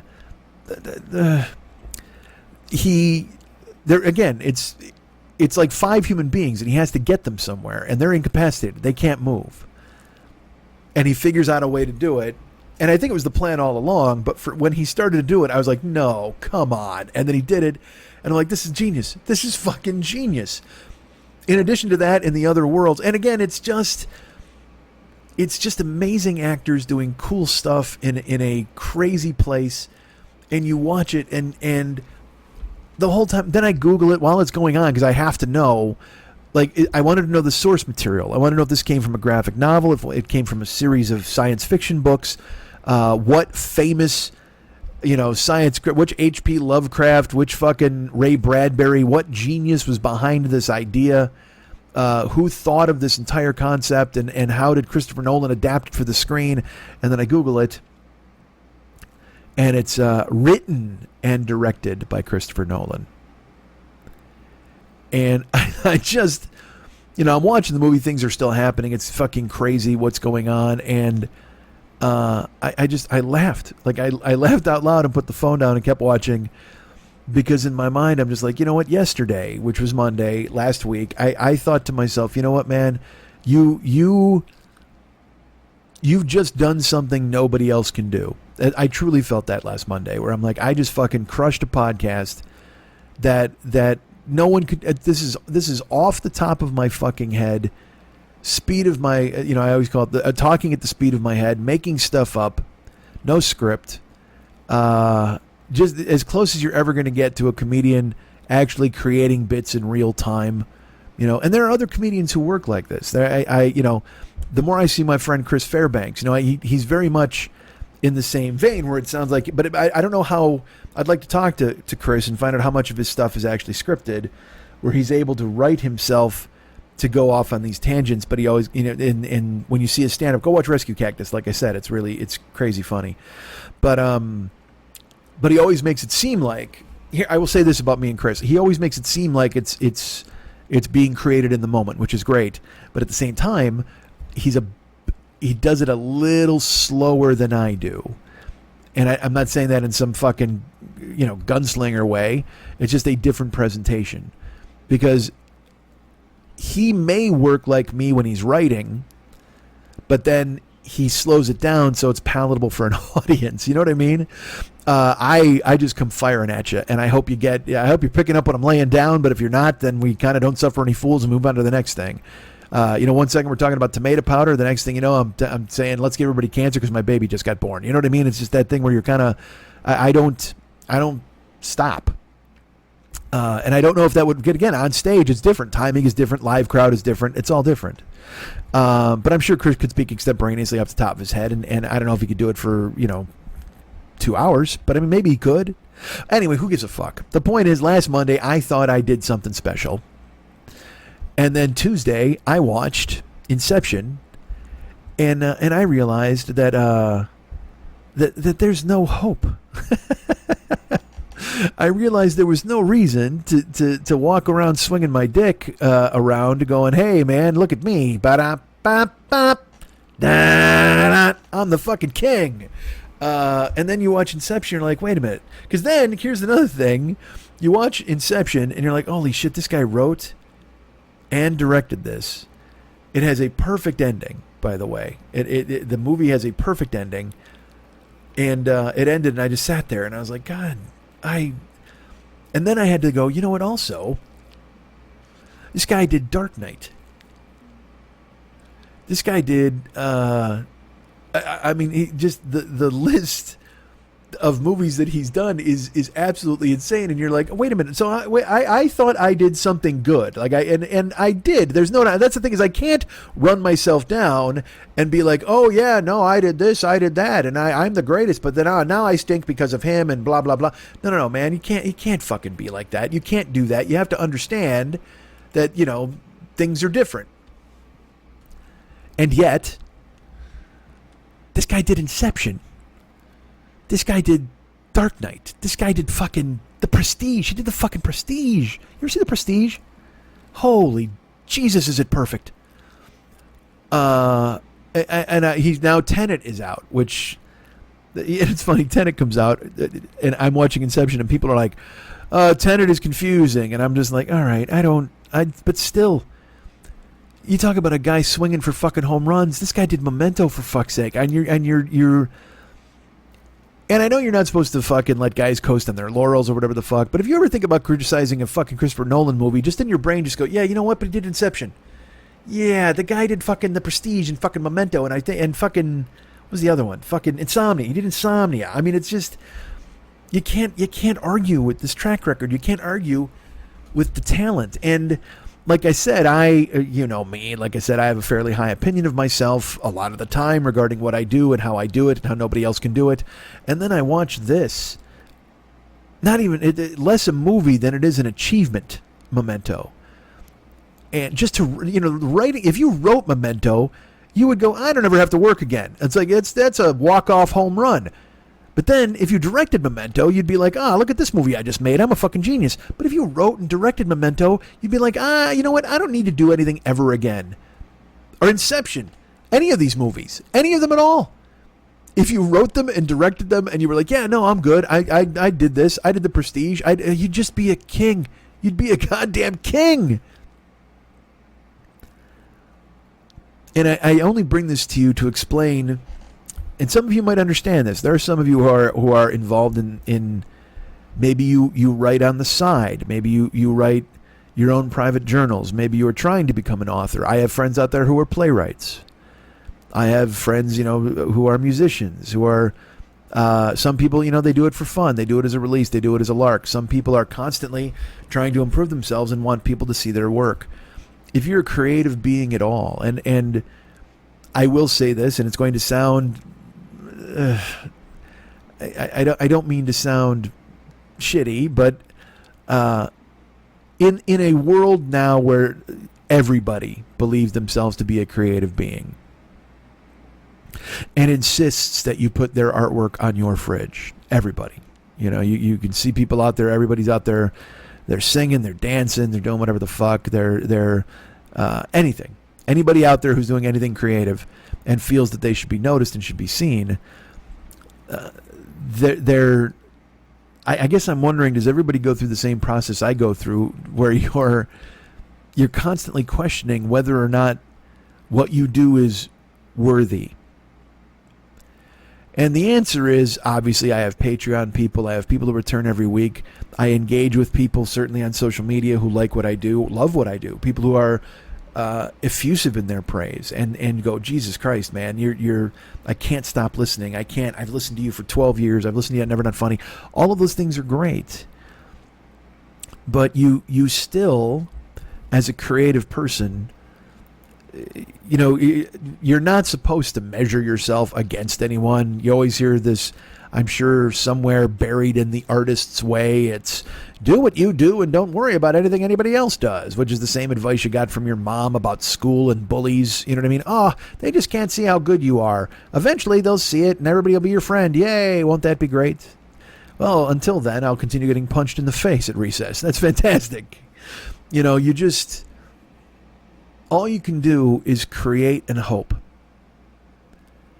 Whether you're writing to yourself in a private journal, whether you're putting your life out there on a podcast, or whether you're making $100 million movies for everybody to see and enjoy, all you can do is create and hope. And I run into that every single week now, you know, because the format I've chosen, you know, again, Christopher Nolan can take a year to write my fucking Inception, and then a year to film it, or however long. You know, that's the culmination of 2 years of work, or even longer. You know what I mean? He could have been working on Inception for 15 years, and then finally, once he started to get noticed as a director, he went, oh, okay, well, I have these ideas too that I've wanted to flesh out. And then it afforded him, because of the work he did on other films, it afforded him the time. So I think he's making a movie like every 2 years now, it seems. It's afforded him the opportunity to go ahead and take all the time he needs to create, because he proved that his vision is valid. Whereas, and look, I'm not comparing myself to the guy. I'm only comparing entertainment, output, content. Whereas every week I come and try to bring you a 2-hour movie about whatever seems to have happened or whatever's going on inside my skull. And you can really, you know, you shouldn't compete with anybody. You shouldn't compete with other than yourself. But even that's bad, because last week, like I said, I was like, that's it. There's my opus. There's my masterwork. It's just, that's everything I can do in a goddamn nutshell. I busted out fucking crazy nonsense for like an hour. And we stopped on a dime. We did social commentary for like 30 minutes. And then we did plugs, which are absolutely the highlight of any and all show I would participate in. But it's all relative. It doesn't mean I won't beat myself up over it. Because again, I had my dick knocked in the dirt by because then I'll tell you what, after we watched Inception, we watched Little Shop of Horrors, because she hadn't seen it. And I hadn't seen it. And, you know, I've seen it probably 30 times, but I hadn't seen it in a while. So I was like, have you seen this? She's like, no. She goes, it's always been on my radar screen. I'm like, all right, well, let's watch that. And I'm happy we watch it. You know, we share this movie time, Beej and I, and we're on Zoom together. And, you know, she's in the dark in her apartment, and I'm in the dark in my apartment. And eventually, you know, I'll reach forward to the lens and I'll wave at her, and she'll wave at me just during the movie, so we can still say, hey, you're here. Because it's what we have in lieu of me being able to reach over and squeeze her thigh and look at her in the eyes. And this movie started, and I got to be honest with you, I have never been happier to be in the dark. Because Little Shop of Horrors is a movie that I watched at the theater, and I saw it alone. Like, nobody would go with me, even though it had Steve Martin, Rick Moranis, all these stars, but I couldn't get anybody to go with me the Friday night it opened, but I really wanted to see it. And I went. And I'll never forget, I saw it in the Cinema Dome, or the Cinedome in Orange, California. It was in the giant Cinedome. And when it started to play, you know, there's a song that starts out in the credits, and I think when people heard it was a musical, they didn't understand it was going to be a musical. So when I saw it, I basically was a 12-year-old kid. I leaned forward with my fucking elbows on my knees and my chin in my hands, reveling in the wonder of what I was seeing. Whereas the rest of the theater was furious that Bill Murray wasn't being Bill Murray, that Steve Martin had black hair. Like, nobody could figure out what was going on. It was so strange, because they were so used to seeing something different from these people. I guess they just didn't understand. And you know, it was just that particular crowd, but it was a Friday night late show crowd at the Orange Cinedome, and people like talked through the movie, or they'd laugh whenever a song would start. They just thought it was ludicrous. that particular and that particular group of people was not ready for what they were going to see, and I devoured it with my eyes and my ears. And then I woke up Saturday morning and I went and bought the cassette. And I played it and I played it and I played it. I played it at the pizza place. I played it at my house. I played it. I couldn't stop listening to it, because I also had a thing where I have a thing for guys who aren't singers who can sort of sing or can carry a tune, and then they get to sing. And because it's a disservice to say that Rick Moranis can't sing. Okay, you just don't think of him as a singer, but in that movie he does a very good job. And I'm fascinated by that. It's because it's a talent I didn't know he had, and then I watch him in it, and he's fucking amazing. And also, at the time when I saw it, it's I wound up I just fell over backwards for Ellen Greene, who's in the movie. Ellen Greene plays Audrey. And Ellen Greene is, she's got a huge push-up bra and fucking fishnet stockings and leopard print shoes and a yellow fucking blonde wig and this voice, the voice with the lisp and I felt it in my balls watching her. I don't know what it was, because at the time, I'm a virgin at the time. You know what I mean? I don't even know what it means to fucking bang. I mean, I want to. Certainly, I'm jerking off 10 times a day. But to see her, I was just like, oh, it was like, I told you this will happen. You'll see somebody. I saw Sally Field in a movie called Backroads, and I was just like, I don't know what this means, this feeling I'm having, but I absolutely need to jerk off right now. Like one of those things. I didn't know what horny was or any of that stuff, or thirsty or whatever you want to call it at the time. So, but I sat there and that movie just fucking, I inhaled it. Bought the cassette, couldn't stop listening to it. And now it's one of those movies where every time, if I'd be flipping through cable and it was on, I left it on. Just because I love it. And I hadn't seen it in a while. So it started, I turn off the light here in my apartment. I've just got it watching, because I'm watching it on my computer screen, my big computer screen. And she's watching her place. We sync up, 3, 2, 1, Moranis. And we hit the button and we both watch. And the movie starts. And there's this speech in the beginning, and then the music starts, the Little Shop of Horrors theme song, and look, I know exactly what it was, but I teared up, and I couldn't stop for the first 40 minutes of the movie. I don't know why, but it was like I was so happy again that she couldn't see me, or I was in the dark or whatever, but it was nostalgia. It put me right back in the theater seat I was in. It put me in that period of time in my life when I didn't know what the fuck was going to happen. I think it was all right, because that movie came out in, I believe, 1985. And I was no, not even 98. Fuck no, it's got to be 87, right? Fuck it, I'll look it up. 86. So that movie comes out in 86. Like I said, I'm 19. I don't have any idea what I'm doing. I'm living in California. I'm working at a fucking Little Caesars. My brother's ordering me around. I think I want to be a comedian, but I don't have any idea of what the fuck that means. I'm sleeping on the couch in my brother's apartment. All of life has yet to happen. Life has yet to happen to me. I have drifted up to that point. Still am to a certain extent, but I've lived life now to at least pull from. And seeing that movie and sitting here, it just punched me right in the fucking brain pan.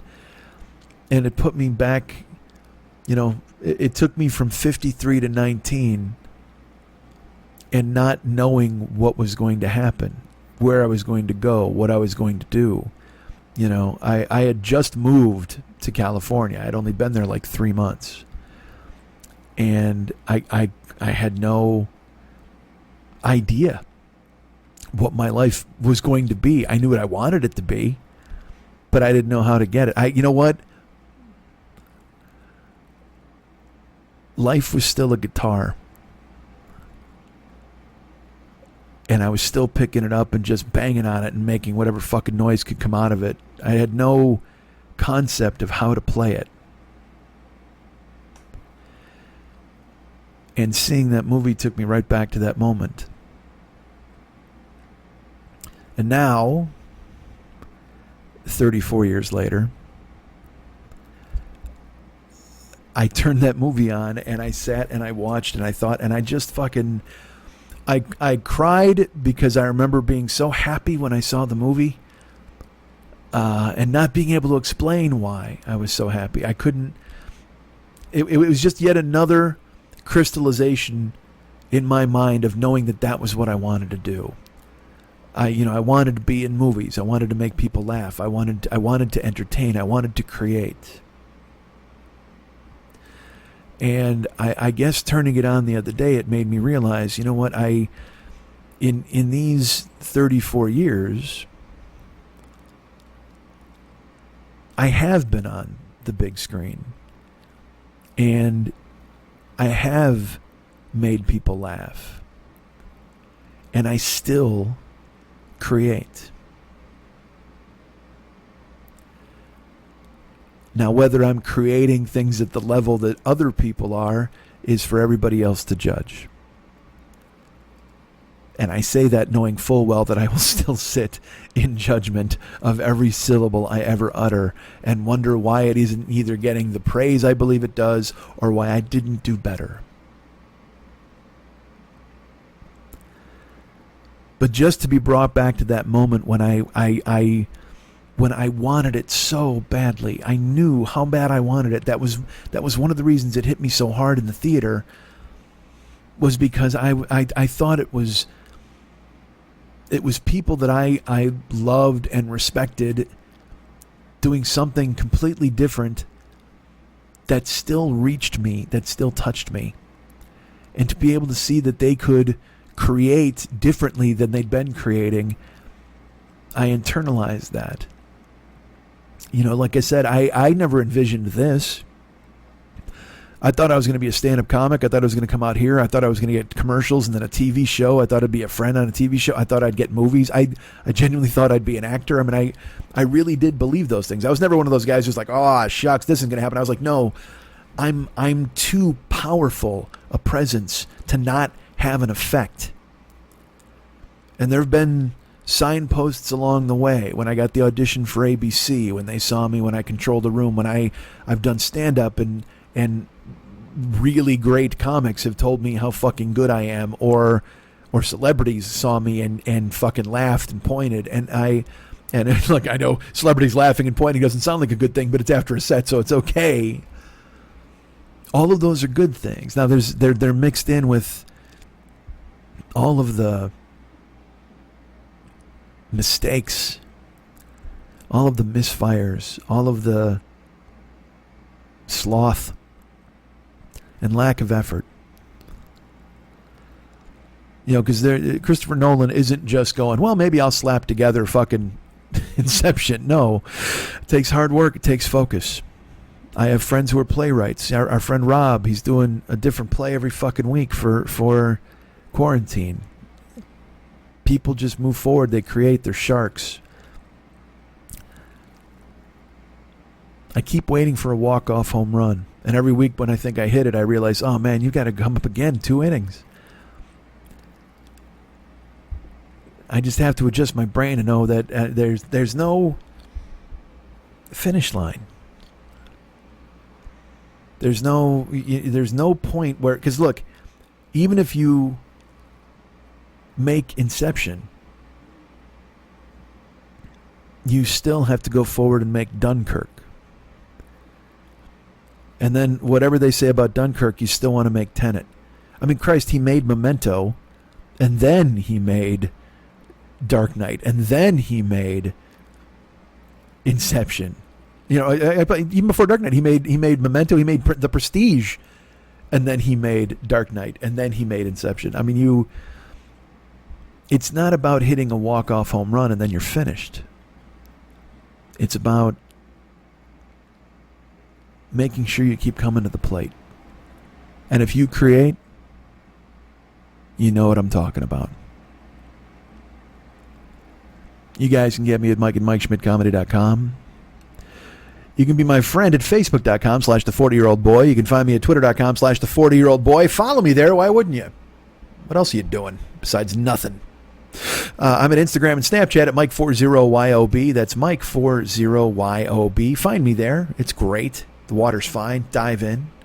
I'm also on TikTok, but I don't do a fucking thing over there because I'm going to go to jail if I do.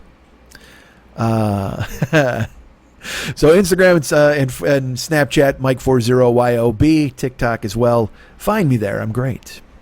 Our friend Ryan Dirks does the web stuff for the show. You can find him at Facebook.com/Ryan Dirks. I need to find him too. I owe him an email and a text. Our good friend KC helps with the YouTube stuff. Thank you, KC. You're the king. And of course, David Hernandez, whom I alluded to earlier. He does a lot of cool ass stuff. He does all the artwork for this show. He generates the Facebook timelines and the YouTube artwork. He does the stuff for the Westside 86 Jokers page, does all the Joker photos, or paintings, I should say, over there. You can find him at Facebook.com/DavidMexHernandez, Facebook.com/DavidMexHernandez. Be his friend. Why not? And when you're at his page, you can go look at his photos and look at all the artwork he's created for this show, the artwork he's created on his own. He's made memes. He's done all sorts of cool ass stuff. He's got a cult you can join. This is dumb, that's dumb, you're dumb, I'm dumb. That's right. This is dumb, that's dumb, you're dumb, I'm dumb. You want to join that cult? Become his friend first at Facebook.com/DavidMexHernandez, and then you can see the cult, and then you can send in a request. Then he'll send you some questions, and then you'll say yay, and you'll answer them, and then you'll all be in there calling Jesus dumb. That'll be great.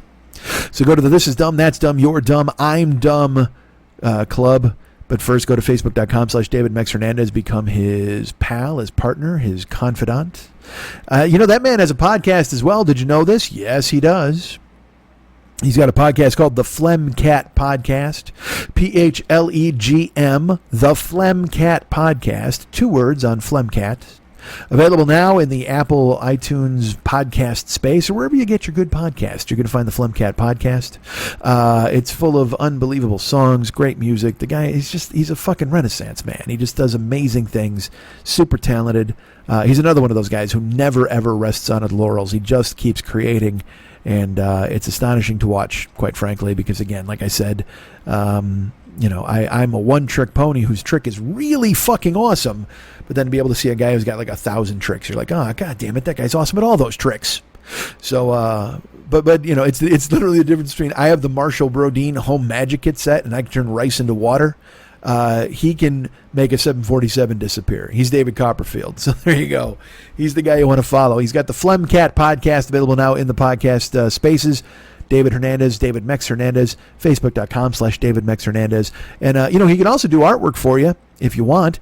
You can hire him to do a painting. You can hire him to do your Facebook caricature, whatever the fuck you would need. He can go ahead and pull it off. And as I've mentioned, if you become his friend at Facebook.com/David Mex Hernandez, you'll see all the artwork he's done for people on Facebook, for himself, for me, for this show. But if you want to see a different style of his artwork, what's that? Yes, he does. He can work in any kind of fucking style you want him to work in. I was going to say capacity, and I changed it to style. That's why you might have heard a noise in there, but I fucking short-circuited it. But if you want to hire him and you want to see all the other stuff he can do, go to his website. That's a good plan. He's got a website waiting there for you to check out and peruse. You want to peruse his website? Of course you do. Why wouldn't you want to? Don't you want to peruse anything? When you hear the word peruse, don't you think, I'm in? Doesn't matter what it is. Hey, you want to peruse this giant pile of horse manure? I do, of course. Let me dive in. I'll peruse whatever the fuck you got, man. Check me out. I'm perusing. You want to peruse his artwork? Go to his website, artbydmh.com. That's artbydmh.com.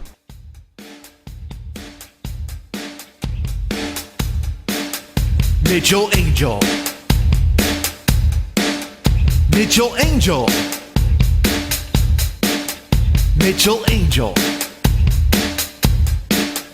Mitchell Angel.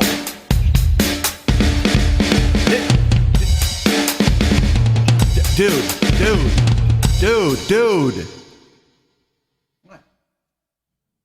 Mitchell Angel. Mitchell Angel. Mitchell Angel. Mitchell Angel. Mitchell Angel.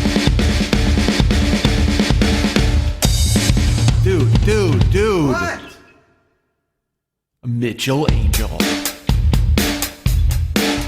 Mitchell Angel. Mitchell Angel. Mitchell Angel. Mitchell Angel. Look, don't even come in here pretending that I don't have sponsors. I know you step up to the podium, you lay out all your papers and sundry and such, you put them all down, you look at the microphone, you look at me sitting up there, resplendent and regal, and you lean into the microphone, you're like, excuse me, excuse me, Councilman Schmidt. But it's come to our attention that you don't have any sponsors for said podcast. Au contraire, mon frere. Don't even pretend that I don't have sponsors. Don't you? You know what? I'm going to say this. I'm going to say it in the parlance of the 20s. You're all wet. How about that? You're a soggy bitch. You come in here and tell me I don't have any sponsors because I'm telling you right now I got sponsors. And you're like, well, prove it, dude. Oh, I got to prove it now? I got to step to the microphone my own self and prove to you that I have sponsors? What? Okay. Challenge accepted. Ladies and gentlemen, our good friend Fearful Jesuit at the Paranoid Strain Podcast is a sponsor of this show. That's right. The Paranoid Strain Podcast is available right now in all of your finer podcast rodeos. You go over the Apple Podcast space, the iTunes store, whatever they're calling it. Perhaps Spotify, perhaps Stitcher, perhaps Bingo Bungle. You ever get your podcasts over there at Bingo Bungle? You should. They love Fearful Jesuit and the Paranoid Strain over there at Bingo Bungle. Check it out now. And I know you're thinking to yourself, well, you know what, Mike? We've heard this show and we love it, and we like listening to it on endless loop. We enjoy the reruns of the Paranoid Strain, but we wish we had some new content to swallow whole. We'll get fucking open wide.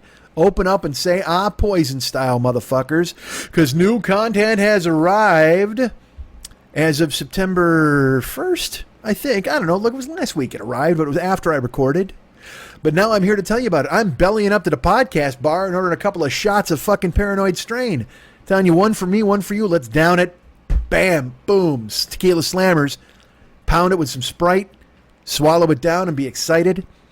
You can tell my experience with alcohol. I've only had like 6 different drinks, and one of them was tequila slammers, and that was a fun night. Stole some luggage. Buy year 2/3. Or listen to it on YouTube, because I don't think we sell them anymore, do we? I don't think we do. I haven't been on my website in a while. That's my own fault. Damn it. The Paranoid Strain Podcast. Right now, new content available for you. What? Yes. Here's the thing. They're switching to a bi-weekly model. And that doesn't mean that they fuck both sexes every week. Well, maybe it could. I don't know that much about Fearful Jesuit. He and Danny Unicorn could be fucking queering off every other week. I got no idea what they're doing with themselves. But I can tell you this. Every 2 weeks, I'm told that there will be a new entry in the Paranoid Strain Podcast. Because normally what they do is they gathered up a whole ton of information and they unleashed it in you in a 3.5 hour truth bomb. They're like, fuck, every couple of months. It was almost bi-monthly. Well, now they figured, you know what, let's go bi-weekly. Now, but I will tell you this, for those of you who enjoyed listening to everything as one giant carpet bomb, where you like all of your information in one giant chunk. Look, some of you might like putting a lot of small things in your mouth, but some of you might like swallowing one big thing at once. Well, I'm here to tell you this. Subscribe to the Paranoid Strain Podcast, because even though you're getting all these bite-sized contents every bi-weekly or whatever the fuck, eventually he will stitch them all together in a crazy quilt of gigantic proportions, and you will be able to bathe yourself in that. So that will be coming soon. A multi-hour super episode will be coming out later. But listen now. You can listen in bite-sized chunks. This is fun-sized Paranoid Strain. That's what I like to call it. You get a Mound, you get an Almond Joy, you get a Paranoid Strain, all fun-size. Choke on those, man. Or, like I said, you can just save them all, download them all, and eventually you'll get a gigantic stitched together like Frankenstein's monster episode that'll be coming at you live, man, and it'll be awesome. You should go ahead and listen to all of this. Listen to all of them. Listen to everything, including this new one, which is, I'm not going to lie, the opening, first of all, there's crickets, which I like. If it would have just been crickets, I would have enjoyed the show. As I've mentioned before, I enjoy that sound. I sleep now to like sounds of rain and bugs and fucking trains. I'm old. I'm the oldest man alive.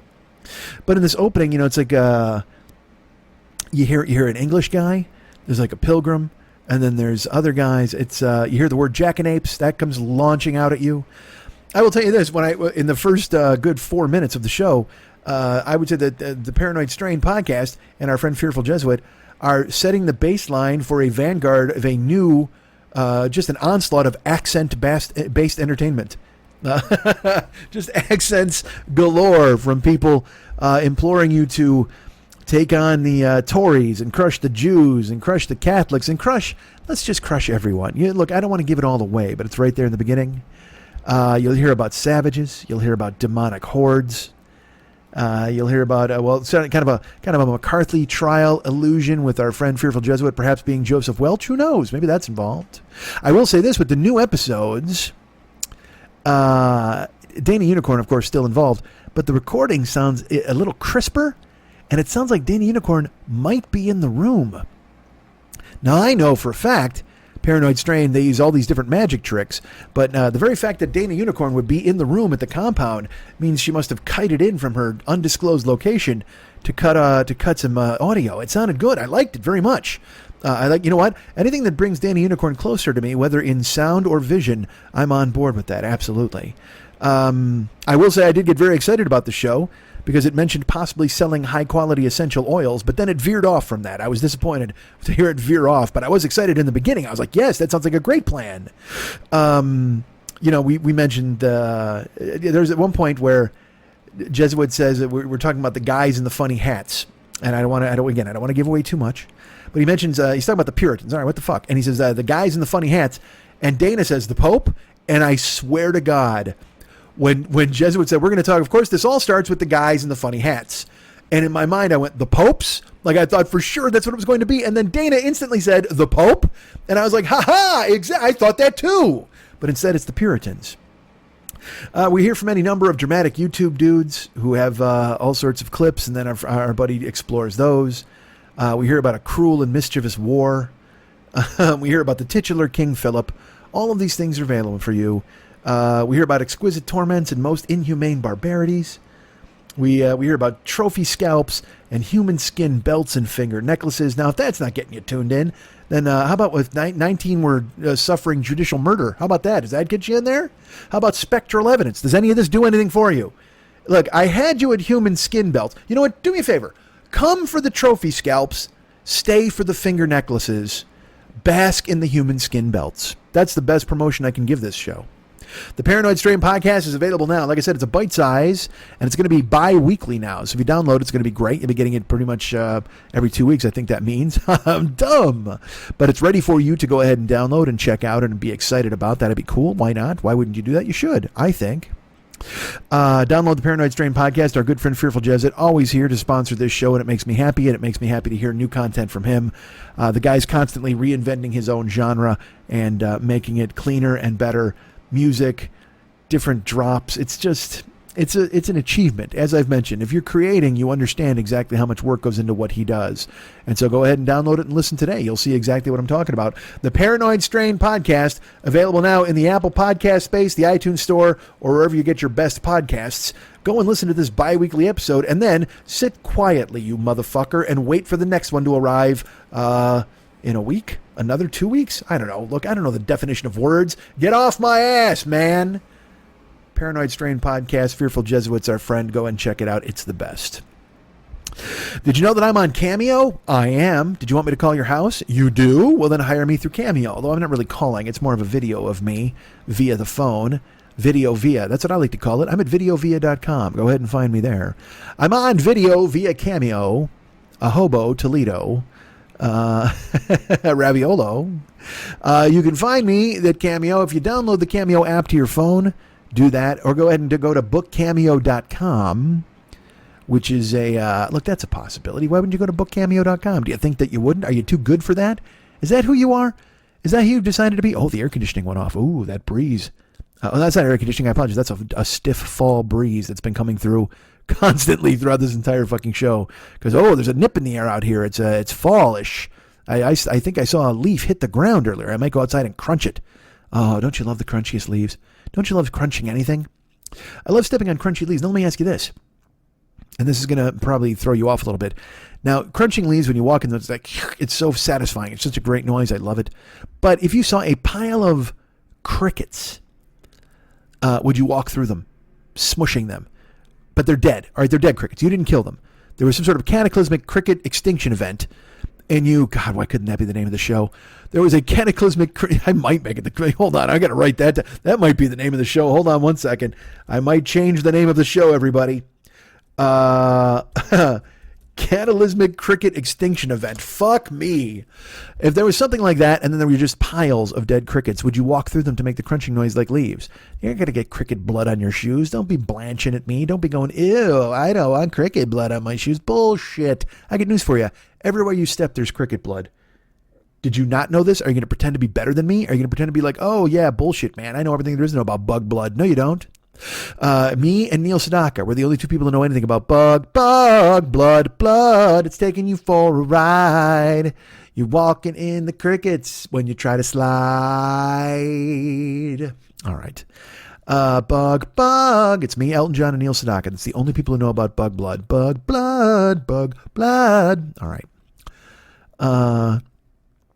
You ever just listen to this show and want to throw your iPod in a garbage disposal? That ever happened to you? You ever just think to yourself, all right, Mike's gone too far. Let's go ahead and grind this motherfucker up and never see it again. Which seems weird. You could just delete the show, but you feel that strongly about it. You need to throw your iPod or your phone or your Zune or your fucking Pondo. What the fuck did Neil Young invent? The Pogo? I don't know. Why? That's because, again, look, I understand we like music. Everybody wants to hear things clear, crystal, whatever the fuck. But do you, as you're a technology developing person, where you're like, you know what, I've got to get on the vanguard of this. I've got to get the cutting edge of sound technology. You know who I need to call? 8,000-year-old Neil Young. That's what I need to do. I need to, and you don't even get to call him. All you do is just lay garlic out from your mailbox to your house and hope eventually Neil Young smells it and follows the trail. That's it. Otherwise, you're not going to get a hold of him. He's a legend. Absolutely. He's crushing it. But if you were telling me I needed to develop a new technology, some sort of new cutting edge product, I got to be honest with you. I am not calling human raisin Neil Young. I don't even think there's a bone left in his body. He's just a pile of flesh at this point, right? And I'm rooting for him. I'm rooting for good things. You know what I mean? I hope he stays alive. Christ, the very fact that he spent so much time in proximity to David Crosby has got to give him some sort of level of immunity, right? He must be able to fight off all sorts of other diseases just because he's got the Crosby effect happening. But then they were like, hey, because here's the thing. The iPod is like a deck of cards, right? It's totally small. Then they made the iPod Touch. And that was even smaller. Then they made that one that was like a button that I lost at my fucking gym. Then you got your iPhone, which is a little bigger, whatever the fuck, but it's still flat. It's like a deck of cards. It's convenient. These motherfuckers are like, hey, you know what? We need to compete with the iPod. What do we do? Well, let's first make it a challenging shape. Could we do that? Could we make our music thing a challenging shape? I don't know. What do you think? Well, iPhone has got the flat down. What if we went with a raised triangle? What if we just made a music player the shape of a Toblerone bar? You think that would be good? Is that something we could do? And then you make you make it and you're like, wow, this is awesome. It doesn't fit in anybody's pocket. We're well on our way. What we need to do is we need to figure out someone who can tell us how to make this sound the best it could possibly sound. All right. Well, the Beats people, they wound up getting Dr. Dre, who's, he's been listening to samples forever. He might have an ear for that sort of thing, but we're not going to get him away. We're certainly not going to tear him away from his Beats empire. Who could you think of? Who do you think would be right in tune with exactly the most cutting edge technology of how music should sound these days? I'll tell you what. How about a great grandfather who has constantly fried his hearing with loud amplifiers since 1936? Could we get him? Is there any way you could make that phone call? Could we unearth the corpse of someone from Woodstock to tell us about some current technology? Because that's what I want. Hey, is Richie Havens available? Let's talk to him and have him do a bongo solo for 45 minutes. How about that? Let's get him on the fucking horn. You know what? I was trying to think of how to make this Toblerone sound the best it possibly could. I'm going to put in a call to Wavy Gravy. You think he's around? He's probably, I'm sure he's still staying away from the brown acid. Let's call Wavy Gravy and see how he feels about it. Say, I'll tell you what. We got to take on iTunes head to head. The Apple Empire is something that's very difficult to tuck and go ahead and try to beat at its own game. And yet here we are. We need to stand out. You know what we need? Let's call Sha-Na-Na. How about them? How about they were at Woodstock. Certainly they know what music is. Let's call anybody in the world who ever stepped in mud. How about that? That was like Woodstock, right? It's up at the farmer's field. Hey, you know what? We've got this thing. Certainly it's an odd shape, so we're way ahead of the game. A lot of people like convenience in a shape. We say bullshit. We're going ahead and making like I said, it's a musical Toblerone bar. And you know who we consulted? We went ahead and we riffled through our goddamn Rolodex, and we were trying to figure out exactly who we could call, what we should do, who we should talk to, who we could possibly get on the line. Oh, you know who we dialed up? You're not going to believe it. Canned Heat. That's right. We've called Canned Heat to see how they feel about how our Toblerone bar sounds in your ears. Oh, you know what? It was a hard slog. We were going up the country, and we had to find them. Good fucking Christ. Neil Young. Smart. Good move.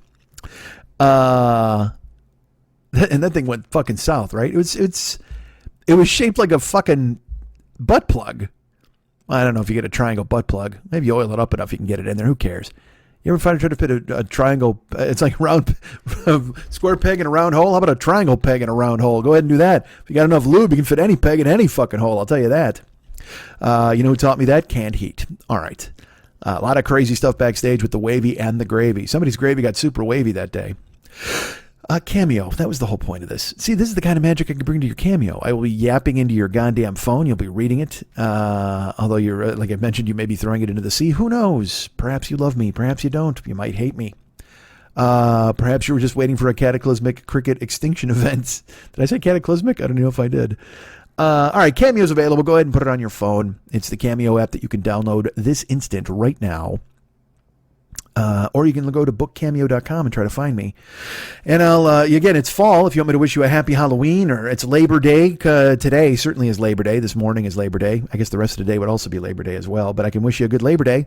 If you can book me tonight super quick, who knows? Listen to this and then go, I got to book Mike immediately.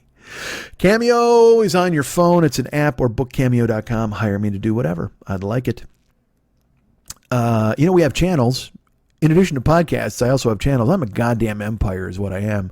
I got a YouTube channel, youtube.com/the40year-old boy. Go check it out. There's old stand-up. There's 12 years of this podcast waiting for you to go ahead and peruse and check out. You know what else you can check out? My Blade. It's available right now at youtube.com/the40year-old boy. Go ahead and look at that. I also have a Twitch channel, twitch.tv/the40year-old boy. And I'm on there streaming games and playing this and that. Doing all sorts of cool ass things that you wouldn't understand, man. You know what? The little girls understand, I'll tell you that. But you don't. You know why my little girls understand? Because my baby talks dirty. And my baby, she hurt me. Da da da do. I'm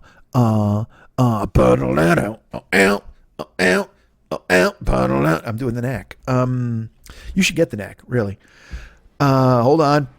Oh, the breeze is blowing again. It's right in my face. It's strong. Here as I stand on the stern of the ship. Twitch.tv/the40year-old boy. Go ahead and check it out. It's there. I do a lot of this, talking, and then just playing games. I found some weird game where I'm running around and jumping off platforms. There's puzzle games. I have a sword in some games. Some games I have a gun. I might be playing the Avengers soon. I'm going to go ahead and see if it's a good game or fun. Maybe that'll be something I should do. Who knows? Come watch. Come watch for this part. I'm eating fucking weird chips. You know what I did on the twitch.tv this week? Oh, brace yourself. Twitch.tv/the40year-old boy. Here's what I did. Is it twitch.tv? Jesus Christ, I hope so. Just Google Twitch Mike Schmidt. You'll find me. Twitch the 40-year-old boy. A listener, or a person who pops into the stream and watches me on Twitch, doesn't listen to the podcast, but she watches on Twitch.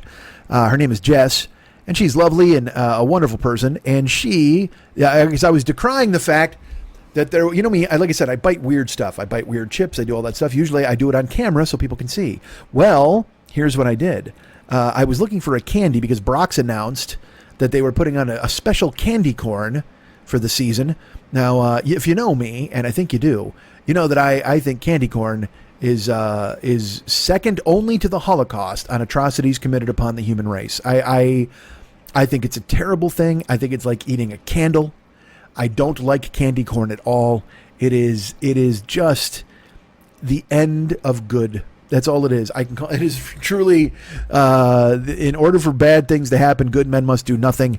And the good men were in bed one night and the bad people made candy corn. That's what happened. So I don't like it. I don't care for it. But if it's a stupid flavor, well, look, step aside, motherfucker. I'm putting it in my mouth. I don't care. Whatever weird way you got, if you had like, literally, if they made cock-flavored candy corn, I might give it a day in court just to go, I don't know, this seems salty. Whatever. I don't give any weird flavor you got. But I will tell you, I draw the line at certain weird flavors, but we'll get to that in just a second. But I was looking for this particular candy corn. It's called Turkey Dinner Candy Corn. And it's got 6 different pieces. One tastes like cranberry sauce. One tastes like green beans. One tastes like ginger spiced carrots. One tastes like stuffing. One tastes like turkey and gravy. And one tastes like sweet potato pie. So I had to get them, right? I'm like, I got to put these in my mouth. I got to find them. So I actually went to like 6 different stores around my house because they were supposedly exclusive to Walgreens. So I went to 6 different Walgreens and didn't have them. So then I was looking at grocery stores, didn't have it as well. So I was like, I'm sure I'll find it at some point because it seems like one of those things that's going to hang around through Christmas. Certainly through Thanksgiving. So I figured I would stumble into a bag at some point. But I mentioned it in passing on the Twitch channel, and our good friend Jess, who resides out in the middle of the country, said, you know what I'm going to do? I'm going to spend money to mail Mike something, which is fucking amazing. And she sent me a bag of turkey dinner candy corn. And I opened it on the air, because she's watching. And I pulled out the bag and I went, oh my goodness. I was like, this is amazing. So I had a taste test right there during the show. And I broke it up into each individual pile, and then I ate each individual flavor. And then people were like, you should eat it all together, like like a big fork full of dinner. It's all there. You can find it on the Twitch channel. Someone made a clip, I think, of me eating it at some point. Regardless, maybe we'll post it on the Joker's page. The actual, because I will tell you this. Look, it's like 2 hours long, and I'm the last hour is when I show up and I eat the candy. Well, I'm there the first hour too. What if I wasn't? But I show up the second hour and I eat the candy, right? And I'm knocking that down, and making the taste test and making the faces and saying delicious or this tastes like murder. But you can see me doing it on the Twitch channel. And that's the kind of thing we do on the Twitch channel. Now, do I eat weird food every single day? I don't, because there's not enough weird food to fill my waking hours. But if there were, I would certainly be eating weird food all the time in addition to playing games. It's my own television network. I can do whatever I want. Whatever. I'll do what I want. On my own twitch.tv/the40year-old-boy. You can go there and follow or subscribe. Get this. If you're an Amazon Prime subscriber, every month you can subscribe via Prime, and I get $5 courtesy of that. Look at you thinking of me. You're the best. Why wouldn't you go ahead and include me in your subscription plans? Who else are you going to give it to?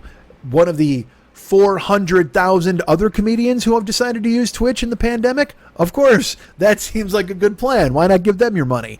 Not me, Mike Schmidt, 5 steps away from the gutter. What's wrong with you people? How do you leave me high and or dry? If you follow or subscribe, that'd be great. But if you just come and watch too and hang out, we have a pretty fun group in the chat stream. We got a bunch of regulars. They play the games. They talk amongst one another. They watch me be stupid. It's fun. It's a good time. Twitch.tv/the40year-old-boy. Go ahead and check it out. YouTube.com/the40year-old-boy. Those are channels that you can check out right now. Also, what else? I told you about Cameo.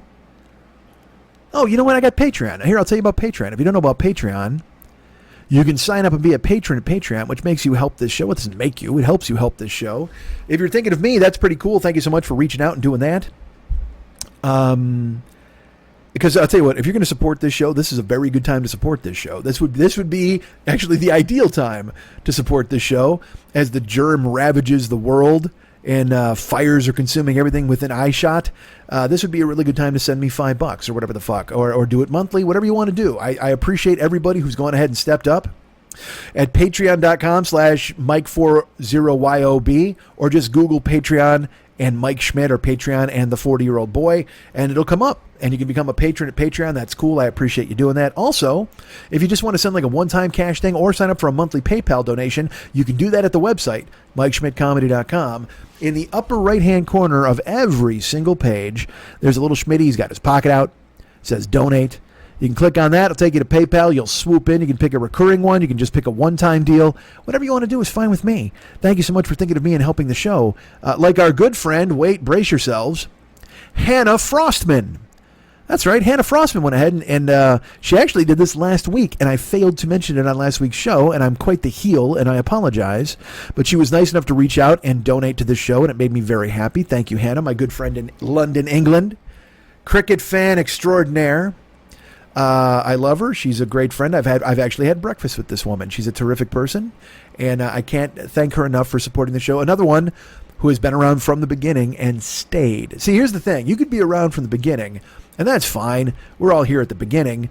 But to be here for the bitter end, holy Jesus, to stay through these peaks and valleys, through these, to sit there and watch me Sisyphus this boulder up the hill and watch it roll down the other side for 12 years, and to keep pushing it up there and trying and watching it slide down the other, and to stay, not only stay, but support.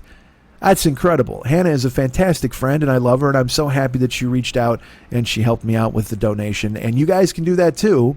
If you go to MikeSchmidtComedy.com, in the upper right-hand corner, there's a little Schmitty. He's got his pocket out, and you can do the Patreon thing as well. Whatever you think is cool, I'm cool with that as well. Go ahead and do that, please. Also, hey, you know what? I should tell you this. I got all caught up in talking about the Paranoid Strain. Our good friend Rob Matsushita also has the YouTube channel, youtube.com/stayhome2020, stayhome2020.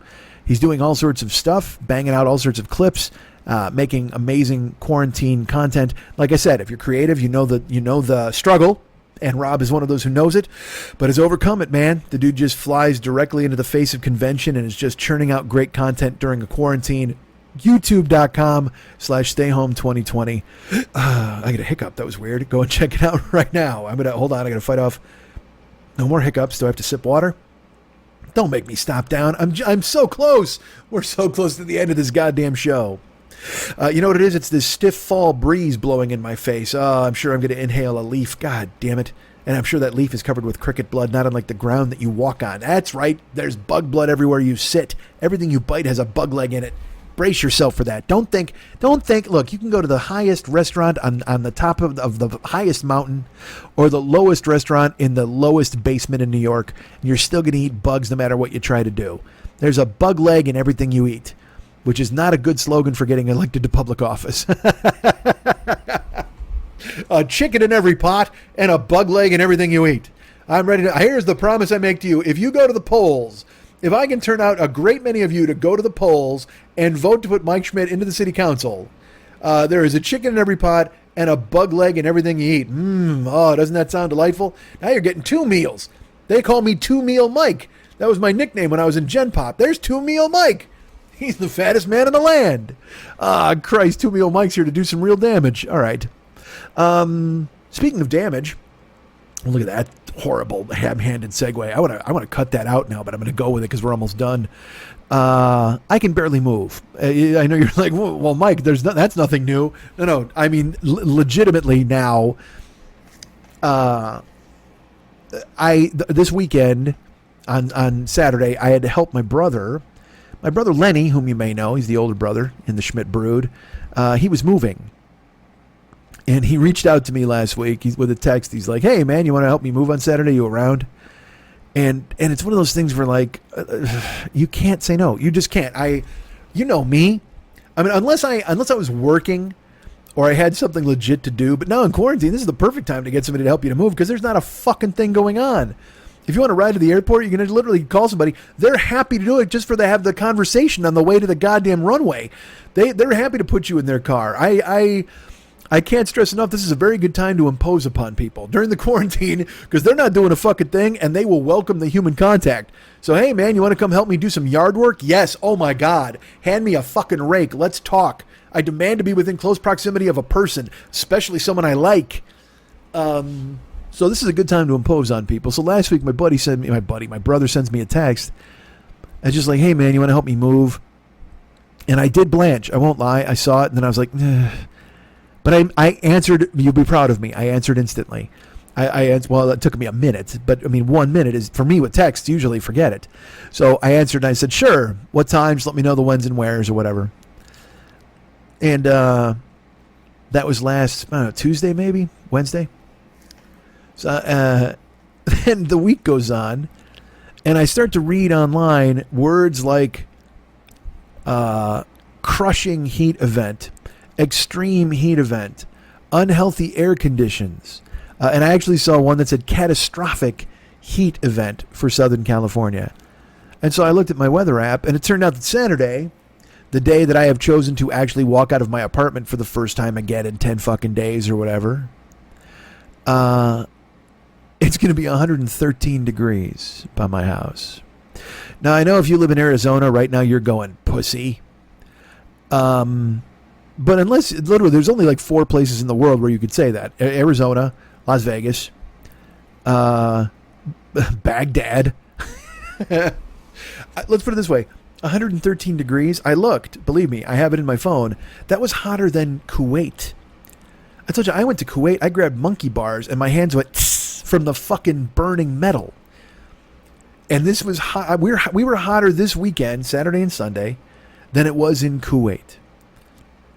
Then I looked at Arizona, and like I said, literally, it's 115 every day. I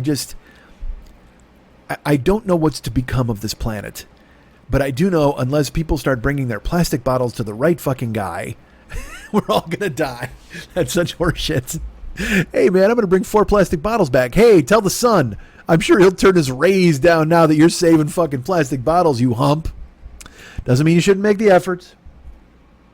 So here's the deal, man. I said yes, and then I wrote him, and I said, look, and I sent a screenshot. I go, I don't know if you know this, but what time are we doing this moving? And also, I need to know kind of the particulars, like where are you moving?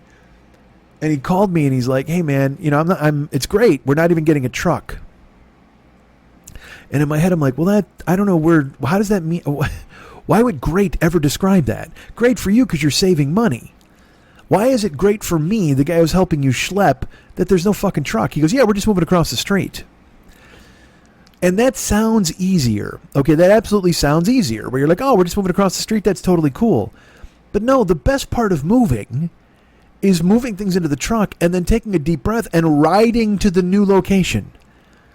And then unloading there because you get that rest between it. But if we're just moving across the street, I got news for you. That new place isn't going anywhere. And also with no truck ride, because normally if you're leaving an apartment, you got to figure it's going to be 50 steps from the apartment to the truck. And then you put the thing on the truck and then you go back into the apartment, right? And you get more stuff. And then you drive to the next apartment and then 50 steps in, 50 steps out, whatever.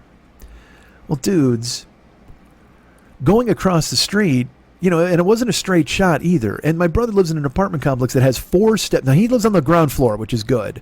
And it's a courtyard apartment, so there's no hallways or doors or shit like that.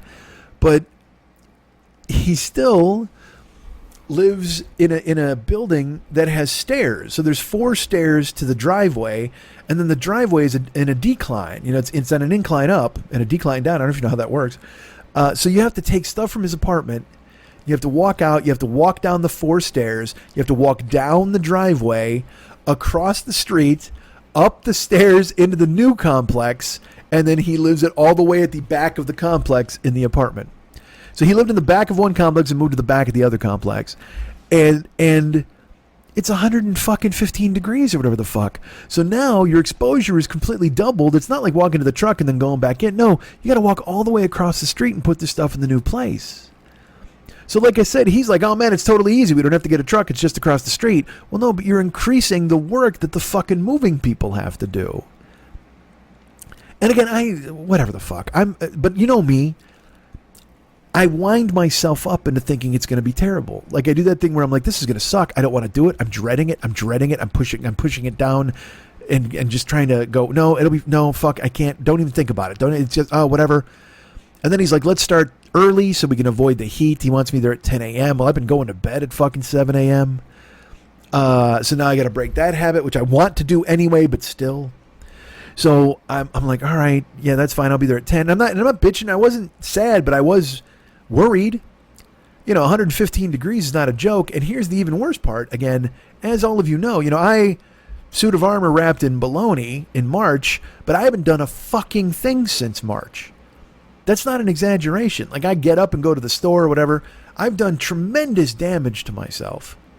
Not only regressed in my training, but I haven't done a fucking thing.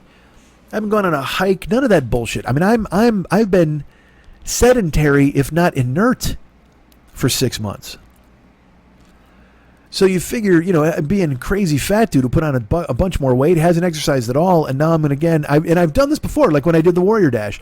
I hadn't lifted or fucking done anything, and then I went and just did it. I ran this obstacle course like a fucking idiot, and I couldn't move afterwards, man. It was fucking brutal. During it, I couldn't move half the time. When I did the Spartan sprint with Colette, I didn't really get in shape. I was lifting, but not cardio. And then next thing you know, I'm sitting in the fucking hot grass eating mustard. You know what I mean? Who the fuck knows what's going to happen? So I go to his house on Saturday. I get there at like 10:15. And, it's already 100 degrees at 10:15 a.m.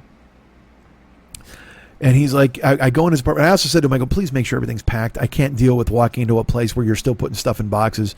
So I walked in, and he tells me, he's like, hey, look, he goes, I hired 2 guys. 2 guys are going to come over, and they're going to do the heavy stuff. You and I, he goes, we'll just take all the light stuff, whatever we got to take over there. And then his buddy Todd stopped by, and Todd had like an industrial dolly that's on 4 wheels, not 2. So you could put stuff flat on it and roll it over. So between Todd and his industrial dolly, Lenny had a regular dolly, and then me just fucking carrying shit. I was done by 2 o'clock, 10:15 to 2 o'clock. He had a bunch of water on ice, but you know me, like I'm still, I still made like 12 trips, and I counted the steps. The first trip I made, it was 250 steps. Round trip. But also that was down a driveway and then up a steep driveway, down 4 stairs, and then up a stair, up a stoop, whatever the fuck. But that's how I keep my sanity, is I count stuff, and I wanted to make sure. So it was 250 steps round trip, and I made 12 trips. So it wasn't bad. It wasn't that bad, honestly. It was super hot.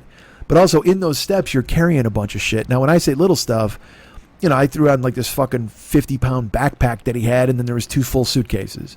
Then I carried a filing cabinet that they didn't empty the drawers of, and I threw that up on my shoulder. I threw a coffee table up on my shoulder. I carried an office chair on my shoulder. I put it on my head, basically, like almost like an umbrella.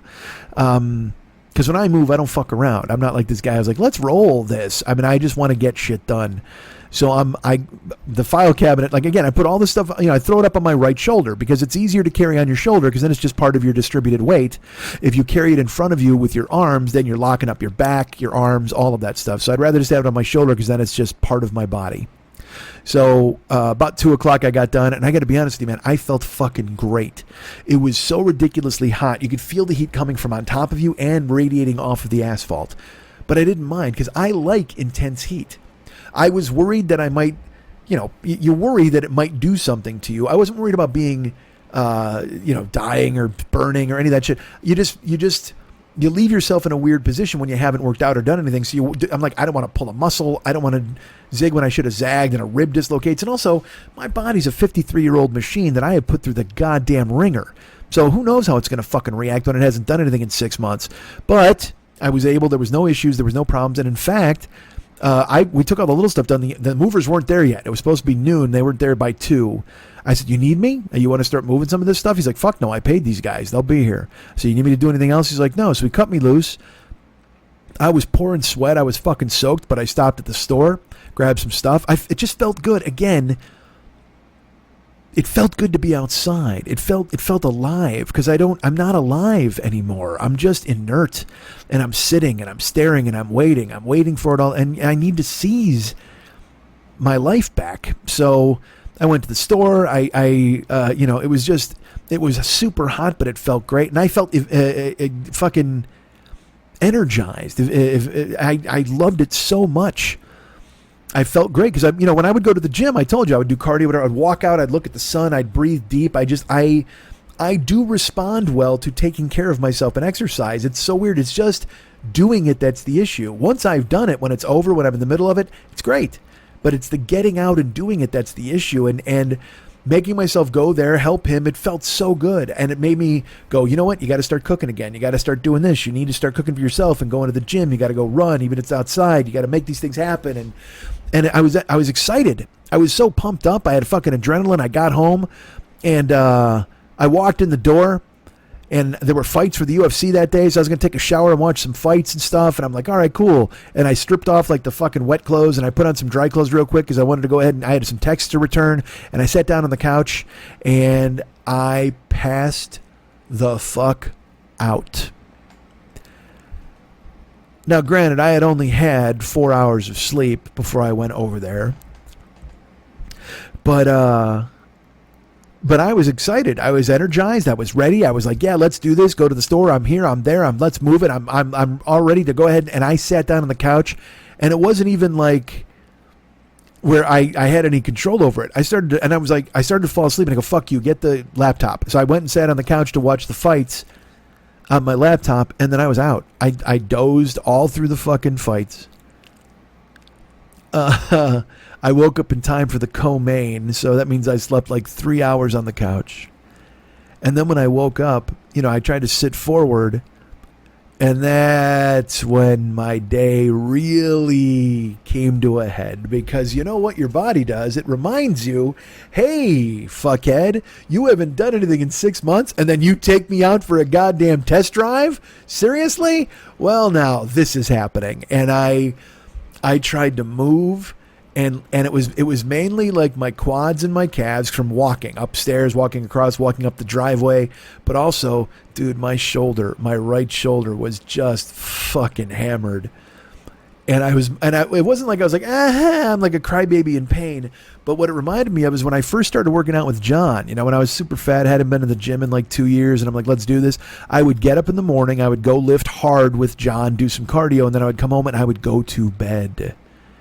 I would literally go to sleep after a workout because my body was like, fuck you, you're not doing anything. So I would go to just kind of rest and recuperate. And I think my body just kind of made the own decision that it's like, yeah, fuck you, you're going to sleep. And I fell asleep on the couch, woke up, and then it felt like I tried to move and I could, but everything was gingerly. Everything was slow. I had to, and you know what was the worst part? My feet. Because now I'm a giant. Like, I don't even want to tell you. When I weigh in on October 1st, maybe I'll tell you. This has been just a bizarre experiment to see just how out of shape I can get. It's the weirdest thing in the world. But my feet are the thing that feel it the most because they're supporting everything. They're the base of the pyramid. So when I'm fucking walking up and down, they're fine when I'm doing it. But then later when they get a chance to rest, they're like, oh yeah, no, never again, never again. So I gingerly walked across the fucking floor. I texted people I needed to text, and then I just hid in the dark fucking apartment while it was blazing hot outside. And then yesterday, it was Sunday, I didn't do a fucking thing. I mean, I streamed finally, but it felt like, I felt like somebody put me in a burlap sack and beaten me with broomsticks. Like, because my whole body is sore. My arms, my legs, my hips, and my feet, like I said, they're the worst. My feet feel like they're full of aquarium rocks. I don't know if you'd understand that feeling. Like I'm trying to walk, and it's almost like I can.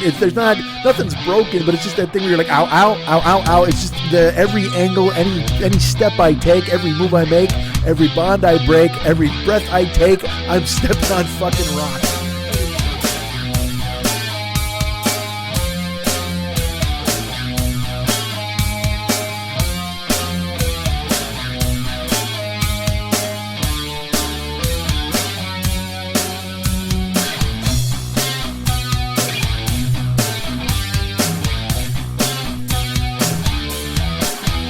If there's anything I like more than me, it's people who like me.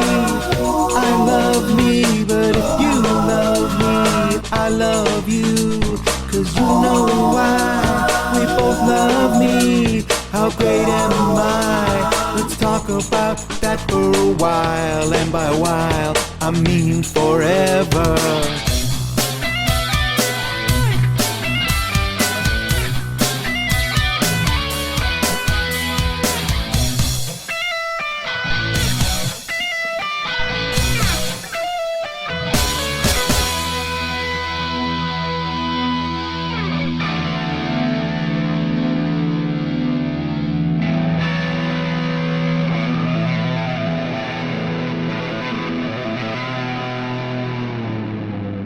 Charlie Doe Podcast.